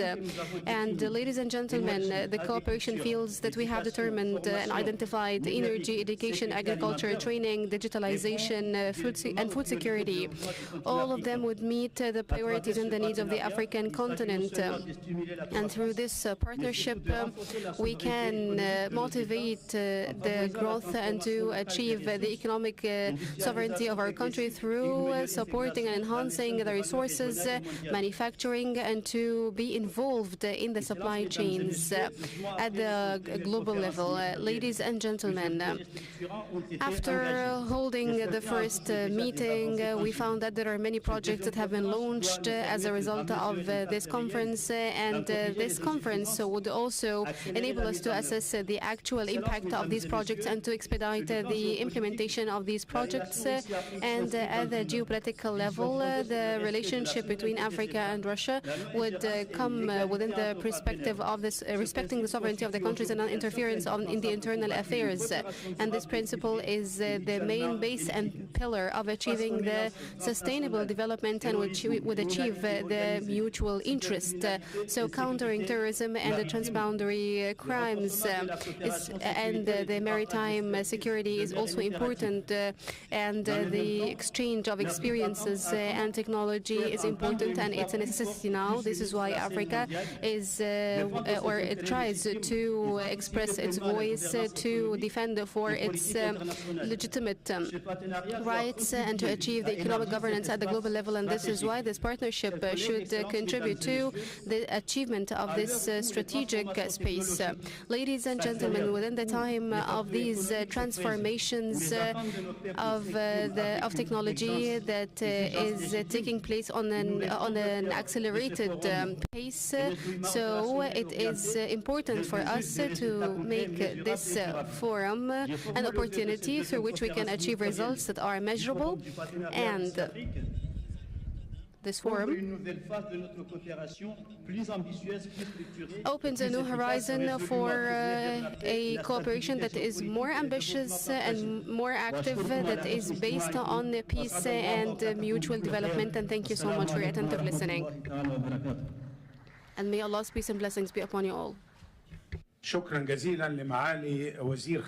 Thank you very much to the Foreign Minister of the Comoros, and I now give the floor to His Excellency Minister of Foreign Affairs and Francophonic Affairs and the Congolese expatriates in the Congo. Mr. Jean-Claude, the floor is yours, sir. Cher Badr, Дорогой Sergei, Your Excellency, Mr. Badr Abdelati, Your Excellency, Mr. Sergei Lavrov, ladies and gentlemen, the first ministerial meeting of the forum of the Russia-Africa partnership that was held in Sochi has opened promising horizons and so to establish friendly relations of common interests between independent and free nations in order to limit the economic disparities between nations and to strengthen peace in the world based on the principle of equality of the inalienable rights of peoples and the principle of common interests. I'd like also to thank the Russian-Egyptian organization of this meeting here on the legendary banks of the Nile. This is a great opportunity to express the strong commitment to the goals that we had set, and to conduct dialogue and build on the agreements that we had with His Excellency President Abdel Fattah al-Sisi. The agreements between Africa and Russia stress the importance of multidimensional cooperation between peoples and lend credence to the goal of creating a common global order that is away from selfishness and narrow designs. And also we are witnessing new developments on the international arena because of forces that are refraining from cooperating with Africa. Africa is a continent that has been through lots of harm and affronts, and one of the worst practices in the history of humanity have been inflicted on Africa. We completely support the mechanism of cooperation between Russia and the African continent. And I'd like to express our gratitude to the Russian Federation for its engagement to guarantee the independence of our continent, and for their efforts to provide high-quality education for the peoples of our nation. Less than 10 days ago, 250 young people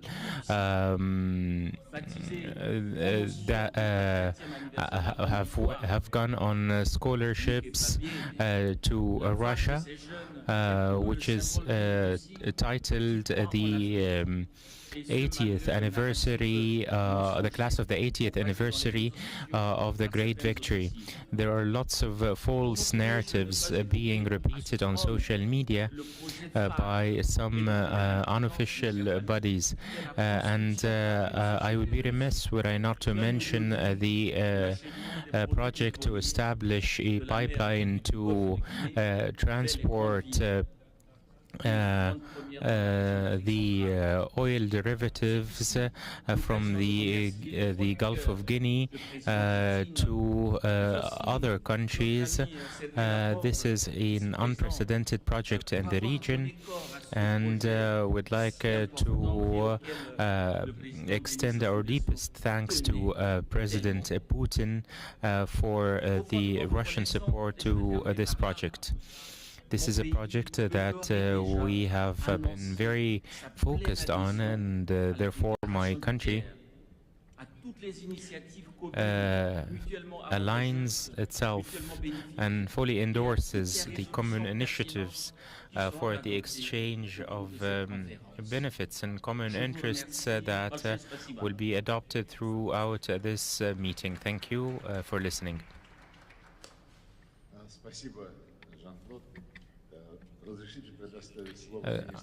Thank you very much to Mr. Jean-Claude, and I give the floor now to the Minister of Foreign Affairs of Guinea-Bissau.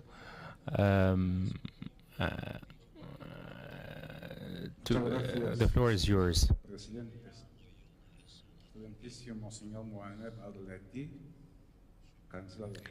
Thank you very much.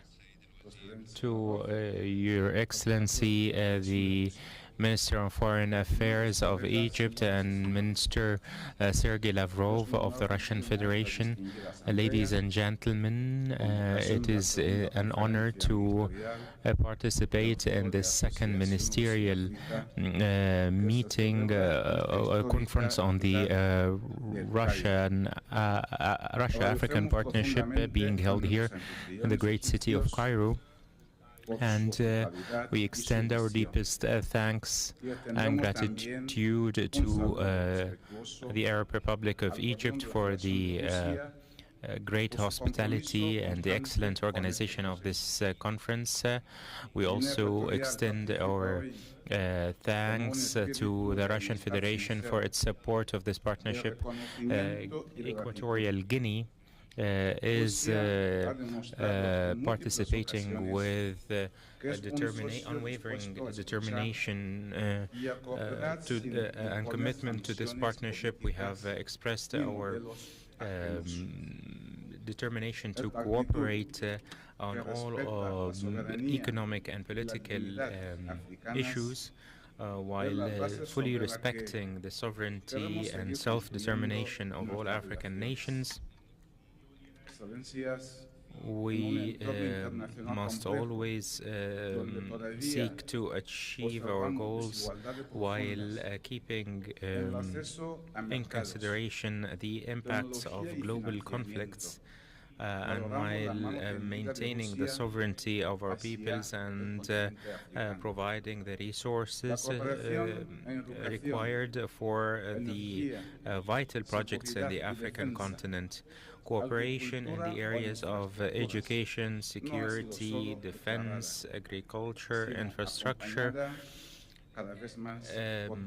is crucial, and all of these areas are possible areas of cooperation between Africa and Russia, where we should all work together to fulfill our aspirations. Africa will remain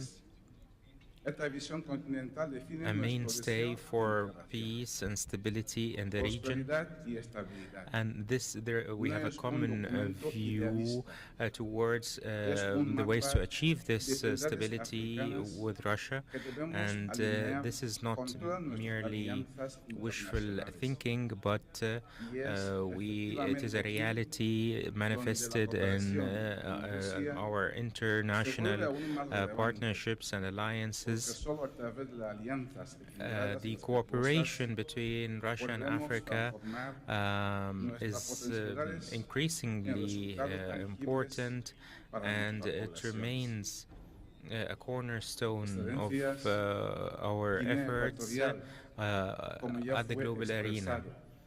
Ladies and gentlemen, Equatorial Guinea, as it has always stated,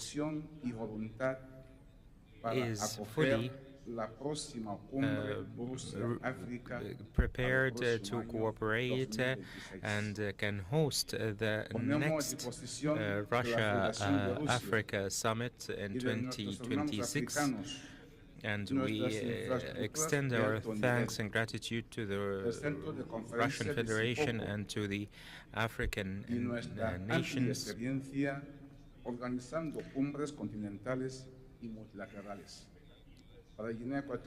And we look forward to hosting this summit in Equatorial Guinea.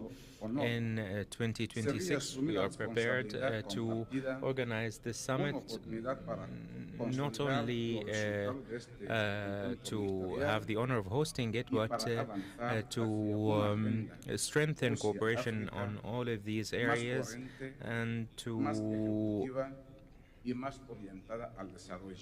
strengthen all of these areas of cooperation between Russia and Africa to achieve development. We are confident that all the participating countries have the same vision as ours and will support us in all of the areas that benefit the African continent.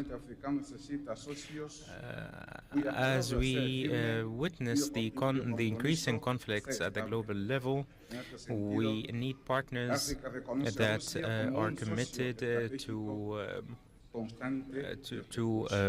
to action, not merely words, and therefore we consider Russia to be a main partner that meets these aspirations, and this will be a main factor in the advancement on the continent. We are seeking to advance in the areas of renewable energies, which is a main part of the African agenda. We also cooperate in the areas of pesticides, fertilizers, food security, education, the empowerment of youth, exchange of experiences and scholarships, maritime security, regional security, the horizons of cooperation between Equatorial Guinea and the other African nations and Russia are broad, and we can also continue to advance industry in the African continent. That must be a driving force that pushes the continent forward. This meeting in Cairo is a milestone in the path of relations between Russia and Africa, and it can help meet our aspirations to advance manufacturing while maintaining the sovereignty of our nations, and we wish that we can have a common future with stronger Russian-African cooperation, and where we can have a partnership that is based in mutual respect and cooperation. Thank you.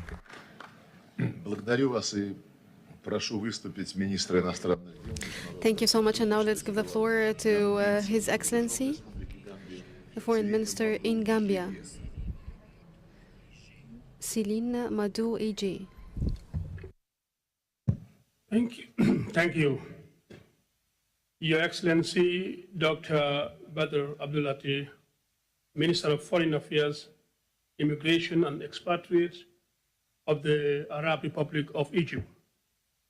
Your Excellency, Mr. Sergei Lavrov, Minister of Foreign Affairs of the Russian Federation, Excellencies, Ministers, and Heads of Delegations, African Union Chair, President of the ECOWAS Commission, distinguished delegates, ladies and gentlemen. I have the honor to address this forum on behalf of the government and the people of the Republic of the Gambia. I extend sincere appreciation to the government of the Arab Republic of Egypt for the warm hospitality and to the Russian Federation for convening this timely and important forum. The theme of this second Russia-Africa Ministerial Partnership Forum, Trade, Economic and Investment, speaks directly to the urgent task before us: building resilience, diversify economies capable of withstanding global shocks, geopolitical uncertainties, climate stress, and supply chain disruption. For small and vulnerable states such as the Gambia, effective and strategic partnership are not optional, they are essential. Excellencies, Africa approaches this forum with clarity of purpose, guided by the Agenda 2063 and the operationalization of the African Continental Free Trade Area. Our expectation is clear. Partnership must strengthen value addition on the continent, expand productive capacity, support industrialization, and enhances Africa's competitiveness in the global economy. Within this continental framework, the Gambia's priorities are anchored in our recovery-focused National Development Plan 2023-2028. We see particular opportunities for cooperation in few strategic areas. First, agriculture and food security remain central to our national resilience. We welcome partnership in irrigation, climate-smart agriculture, mechanization, agro-processing, storage, and fertilizer security to boost productivity and strengthen food systems. Second, energy development is critical. Affordable and reliable energy underpins industrialization and private sector growth. Cooperation in renewable energy, power generation, grid modernization, and off-grid solutions will be transformative for our economy. Third, trade facilitation and industrialization are essential as Africa advances the AFCFTA. Support for standard and certification, logistics, cold chain infrastructure, fisheries development, agro-processing, light manufacturing, and SMEs growth will help diversify our economy and create jobs for our youthful population. And fourth, human capital and digital transformations are key to our future.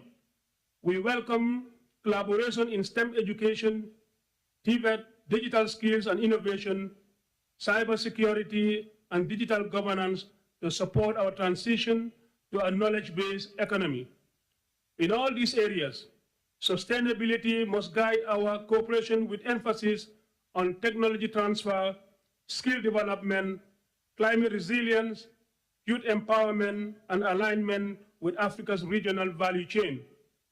Excellencies, allow me to also inform this distinguished forum that the Gambia will host the 10th OIC Ministerial Conference on Agriculture and Food Security in Banjul in the first quarter of 2026. The dates will be communicated in due course, and I take this opportunity to extend a warm invitation to all participating countries and partners to attend and engage in advancing collective solutions to food security and challenges. In conclusion, Africa does not seek partnership of dependency, but partnership of impact, partnership that empowers, build capacities, and deliver tangible results. The Gambia stands ready to work with all partners to translate commitments into concrete projects that drives inclusive growth and strengthen trade and advance sustainable development. I thank you.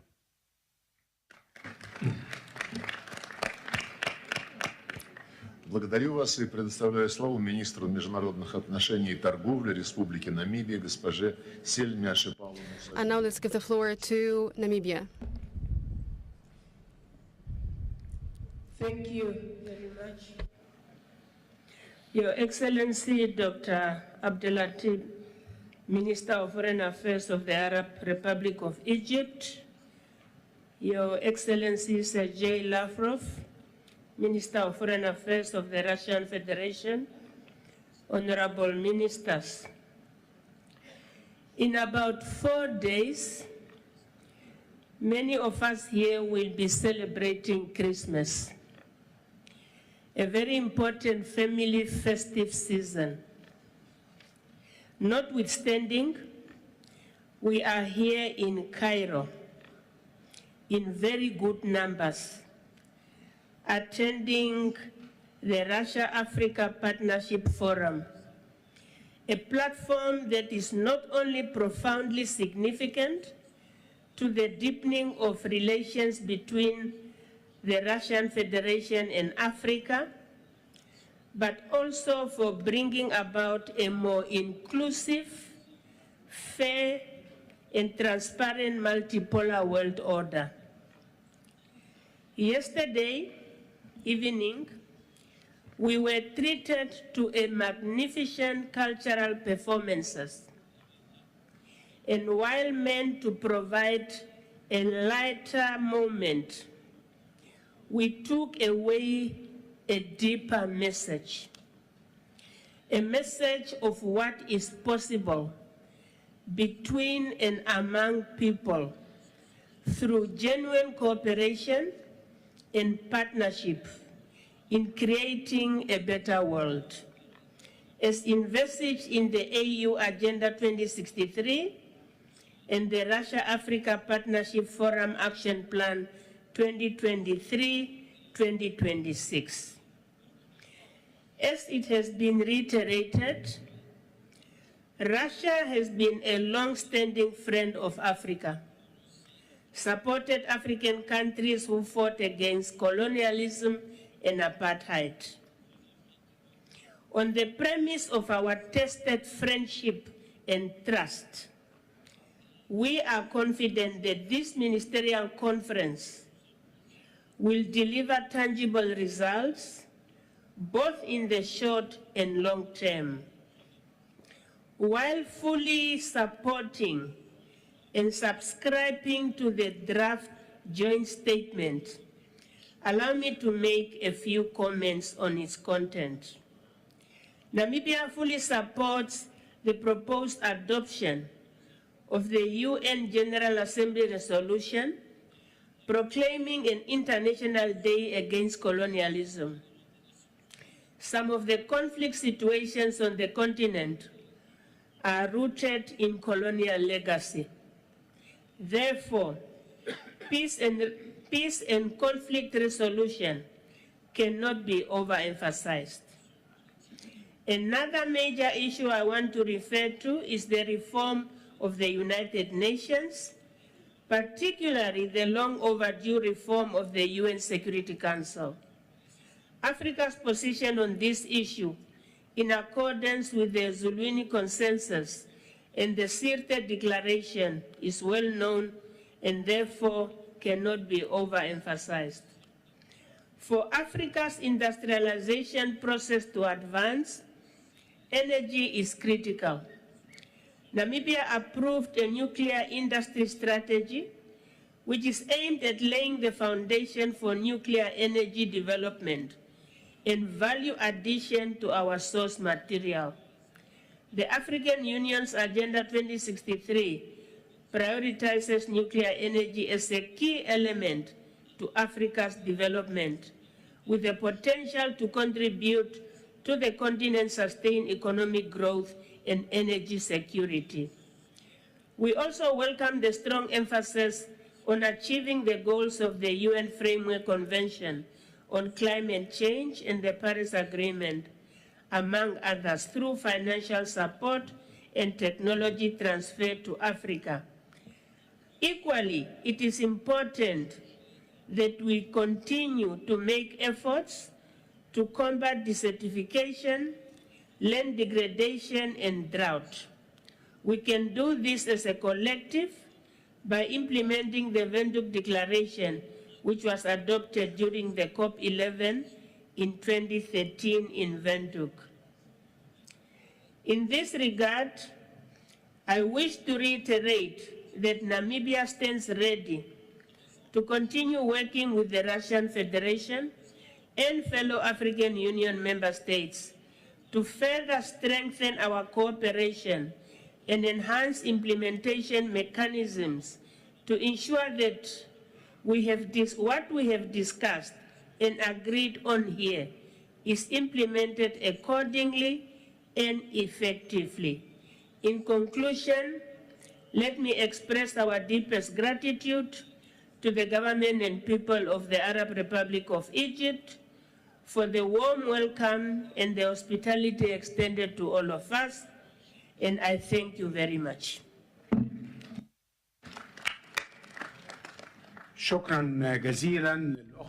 Thank you very much to my dear sister, the Honorable Minister, and I now give the floor to His Excellency Minister Tahir Al-Baour, the Acting Minister of Foreign Affairs and International Cooperation in the kindred state of Libya.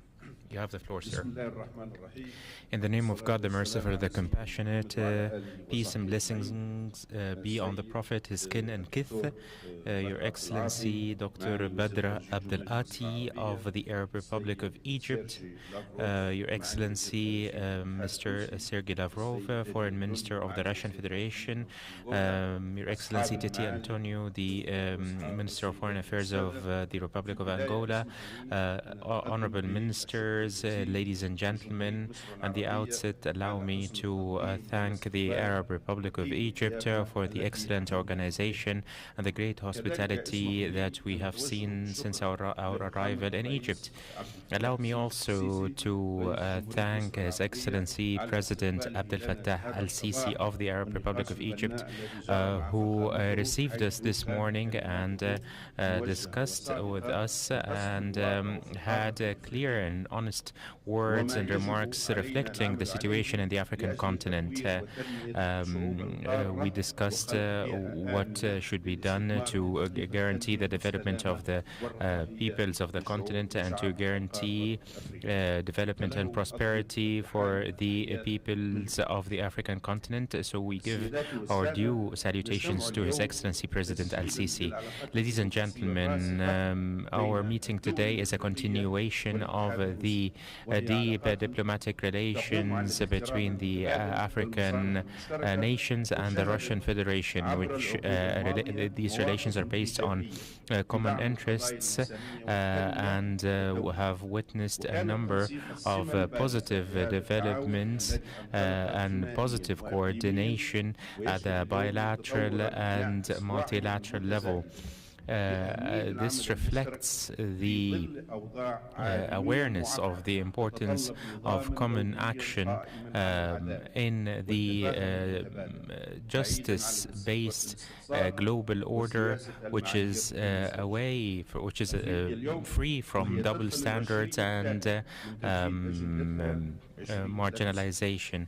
As we start the second year in the 2063 plan, Africa seeks to activate and expand the participation of the African citizens, which requires partnerships at the bilateral and at the multilateral and bilateral levels, including with the Russian Federation, contributing to the transfer of technology in areas of alternative sources of energy and green economy, and finding resources that would contribute to sustainable development of the continent, accelerating the projects of clean energy and transformative technology will contribute to addressing the challenges of the world, like the food crises,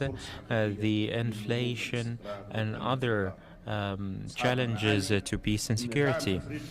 Ladies and gentlemen, supporting Africa in its path towards advancement does not only benefit Africa but benefits the entire world and paves the way towards an era of fairness and ends decades of exploitation and injustice. Africa has been afflicted by many forms of historical injustice and is working with the international community to redress these injustices with the assistance of the Russian Federation as a permanent member of the United Nations Security Council.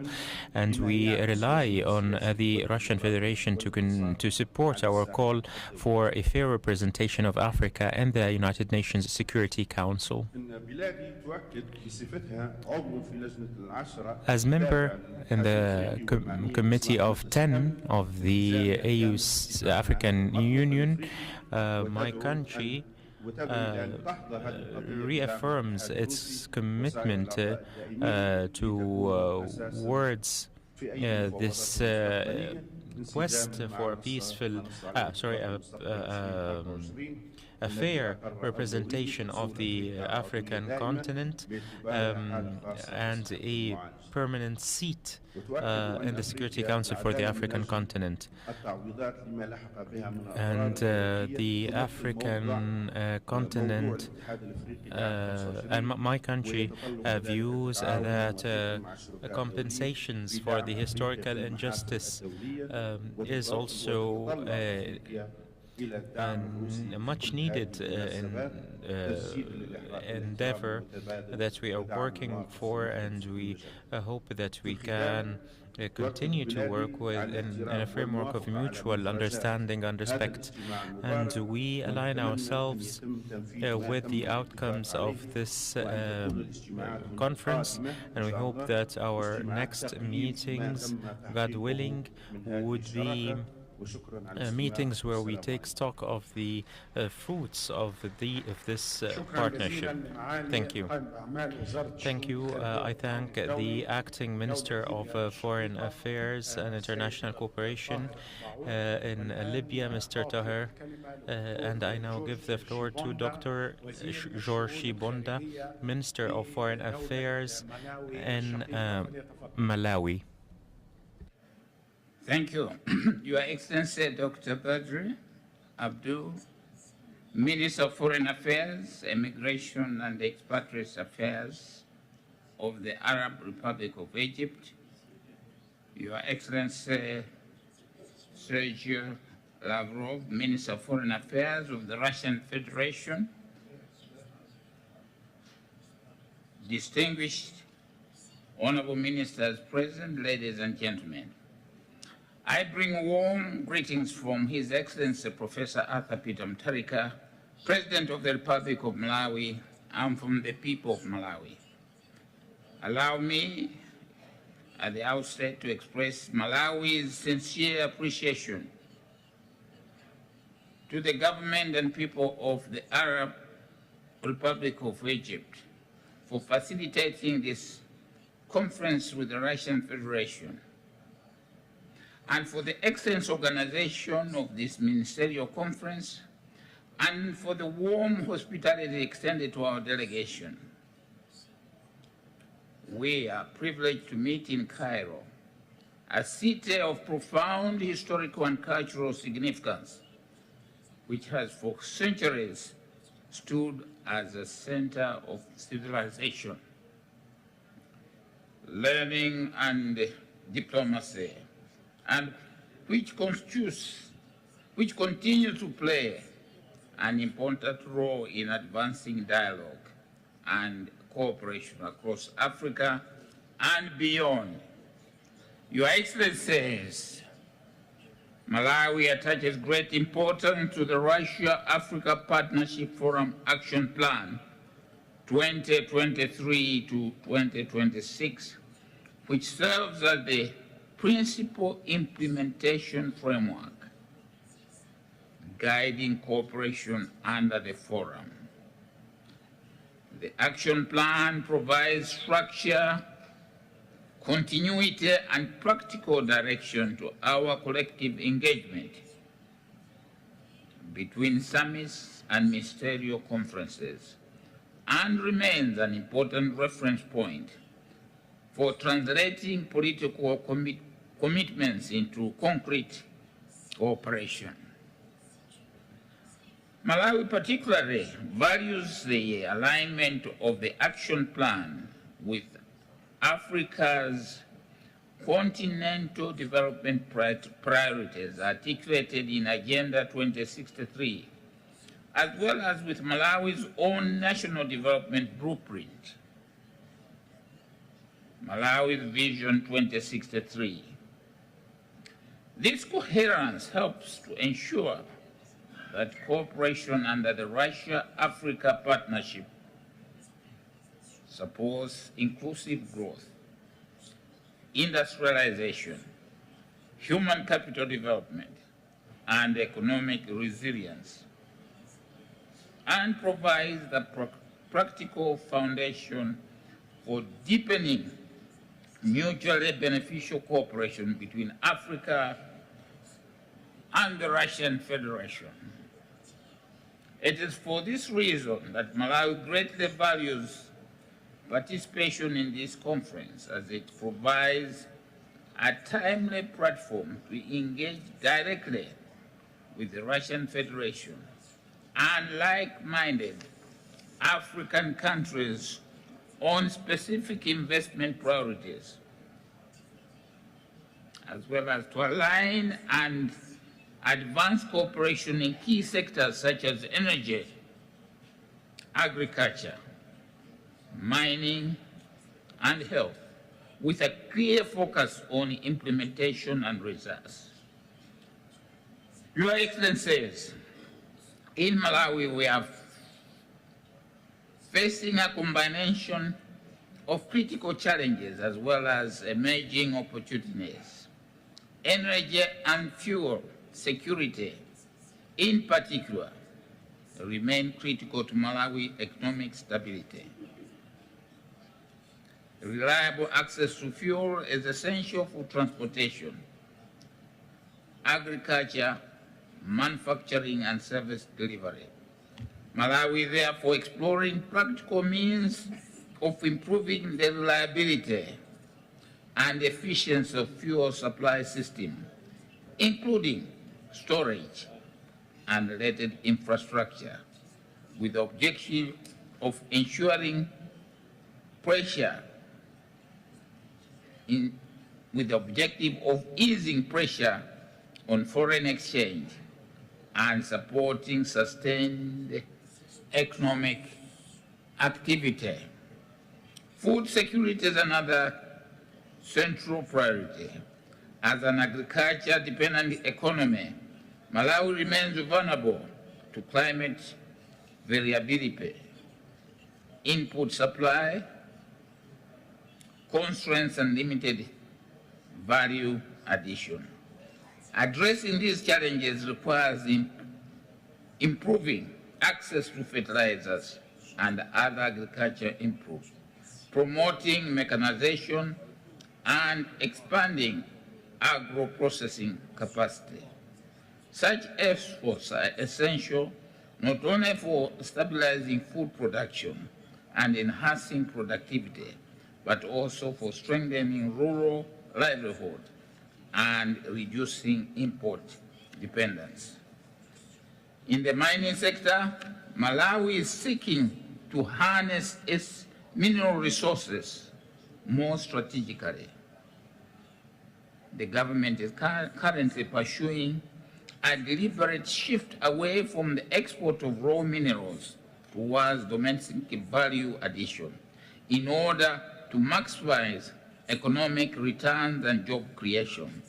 This approach places emphasis on mineral processing, downstream industries, and the development of technical and vocational skills as part of a broader industrialization agenda. The health sector also remains a primary area. Malawi focuses on improving the availability and reliability of essential medicines and medical supplies, which are critical to effective service delivery.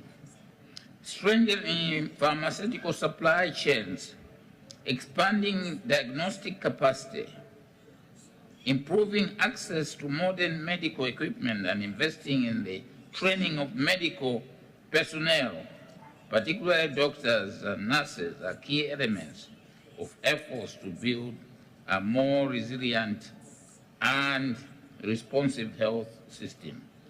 Taken together, these challenges underscore the urgency of targeted investment, structural transformation, and intervention that enhance productivity. It is against this background that Malawi approaches cooperation under the Russia-Africa Partnership Forum in a practical and results-oriented manner, focusing on partnership that combine investment, technologies transfers, skills development, and institutional capacity building to deliver measurable outcomes. I also want to assure Your Excellencies that Malawi, fondly known as the warm heart of Africa, is open for business.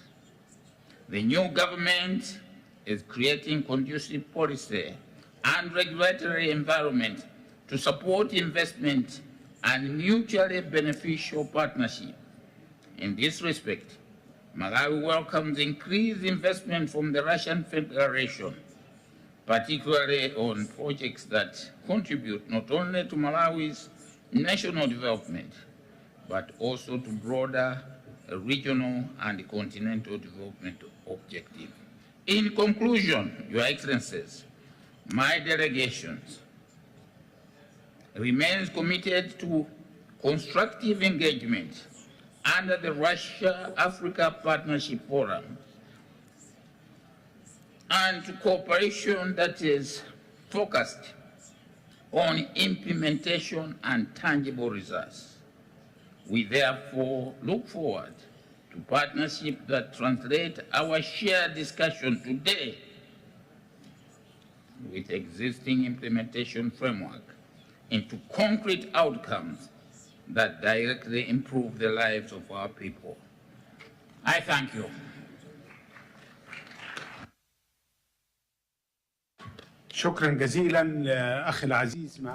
Thank you so much, Your Excellency, Foreign Minister of Malawi. And now, allow me to give the floor to the last speaker in this first session before we have the lunch break. And then we will be back to resume the interventions of the dear ministers and heads of delegations. And now I'd like to give the floor to His Excellency Olivier Nodo-Horengerhini, the Minister of Foreign Affairs and Cooperation in Rwanda. The floor is yours.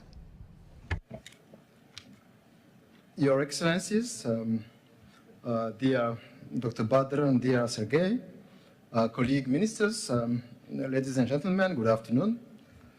It is an honor to speak at the second ministerial conference of the Russia-Africa Partnership Forum. I sincerely thank the government and the people of the Arab Republic of Egypt for hosting this conference in Cairo and for the warm welcome extended to me and to my delegation. I also express my deepest appreciation to the government of the Russian Federation, and in particular to His Excellency Sergei Lavrov, Minister of Foreign Affairs, for convening this meeting and for Russia's continued engagement with Africa. This conference builds on strong foundations laid at the first ministerial conference in Sochi last year in November, and at the second Russia-Africa summit held in St. Petersburg in July 2023. This meeting is important as it will allow us to reassess the progress made and to prepare the 2026-2029 action plan that will guide our cooperation in the coming years. I value Russia's commitment to maintaining a regular and structured dialogue with African countries through this forum. I would also like to reaffirm Rwanda's firm commitment to strengthening its partnership with the Russian Federation. Russia is a long-standing partner that respects sovereignty, non-interference, and equality among states.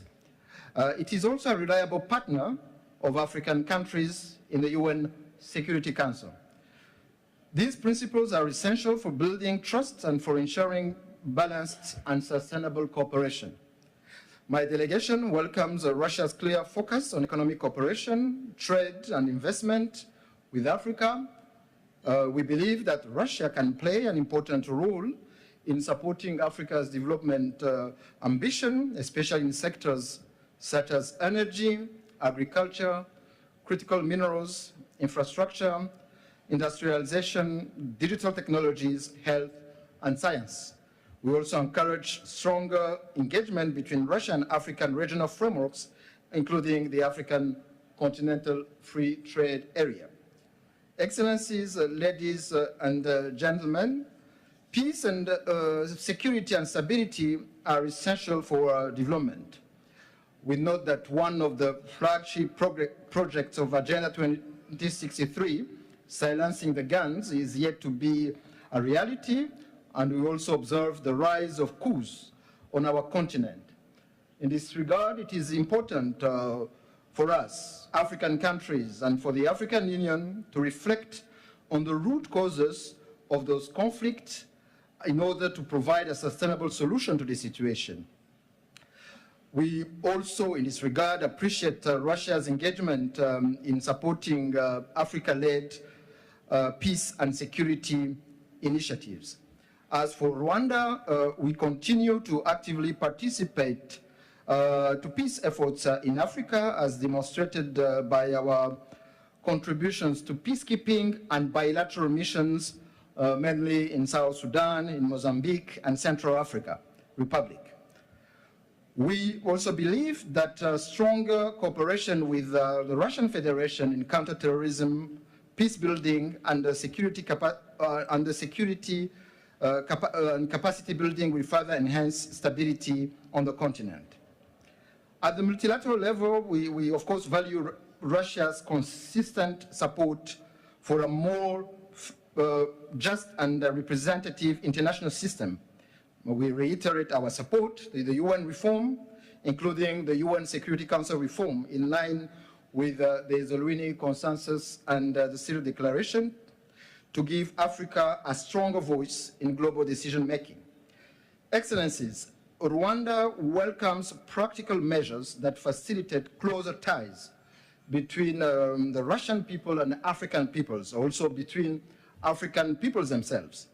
The visa waiver agreement for holders of diplomatic and service passport that we sign with the Russian Federation, but also with Egypt, is a positive step.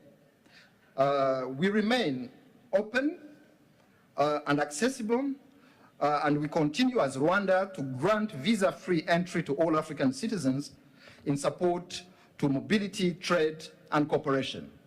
Unimpeded mobility of Africans on our continent should be a foundation of the Africa we want. Excellencies, ladies and gentlemen, to conclude, Rwanda believes that the strength of the Russia-Africa partnership lies in action and delivery.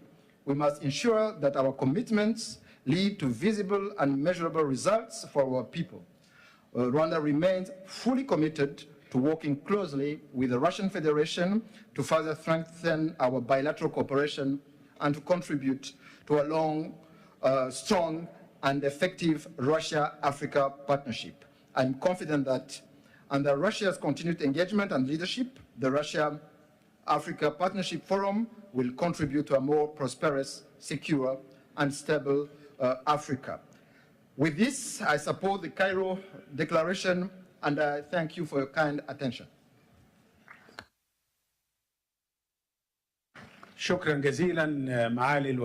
Thank you so much, Your Excellency Minister Olivier, the Foreign Minister of Rwanda. And now allow me, with His Excellency Minister Sergei Lavrov, to have a lunch break. And after that, we're going to be back to resume the proceedings of this conference and to the second session in order to listen to the rest of the interventions. And then there will be a conclusion for this conference and a press conference that would gather between me and His Excellency Minister Lavrov. Thank you so much, and now have a good lunch break.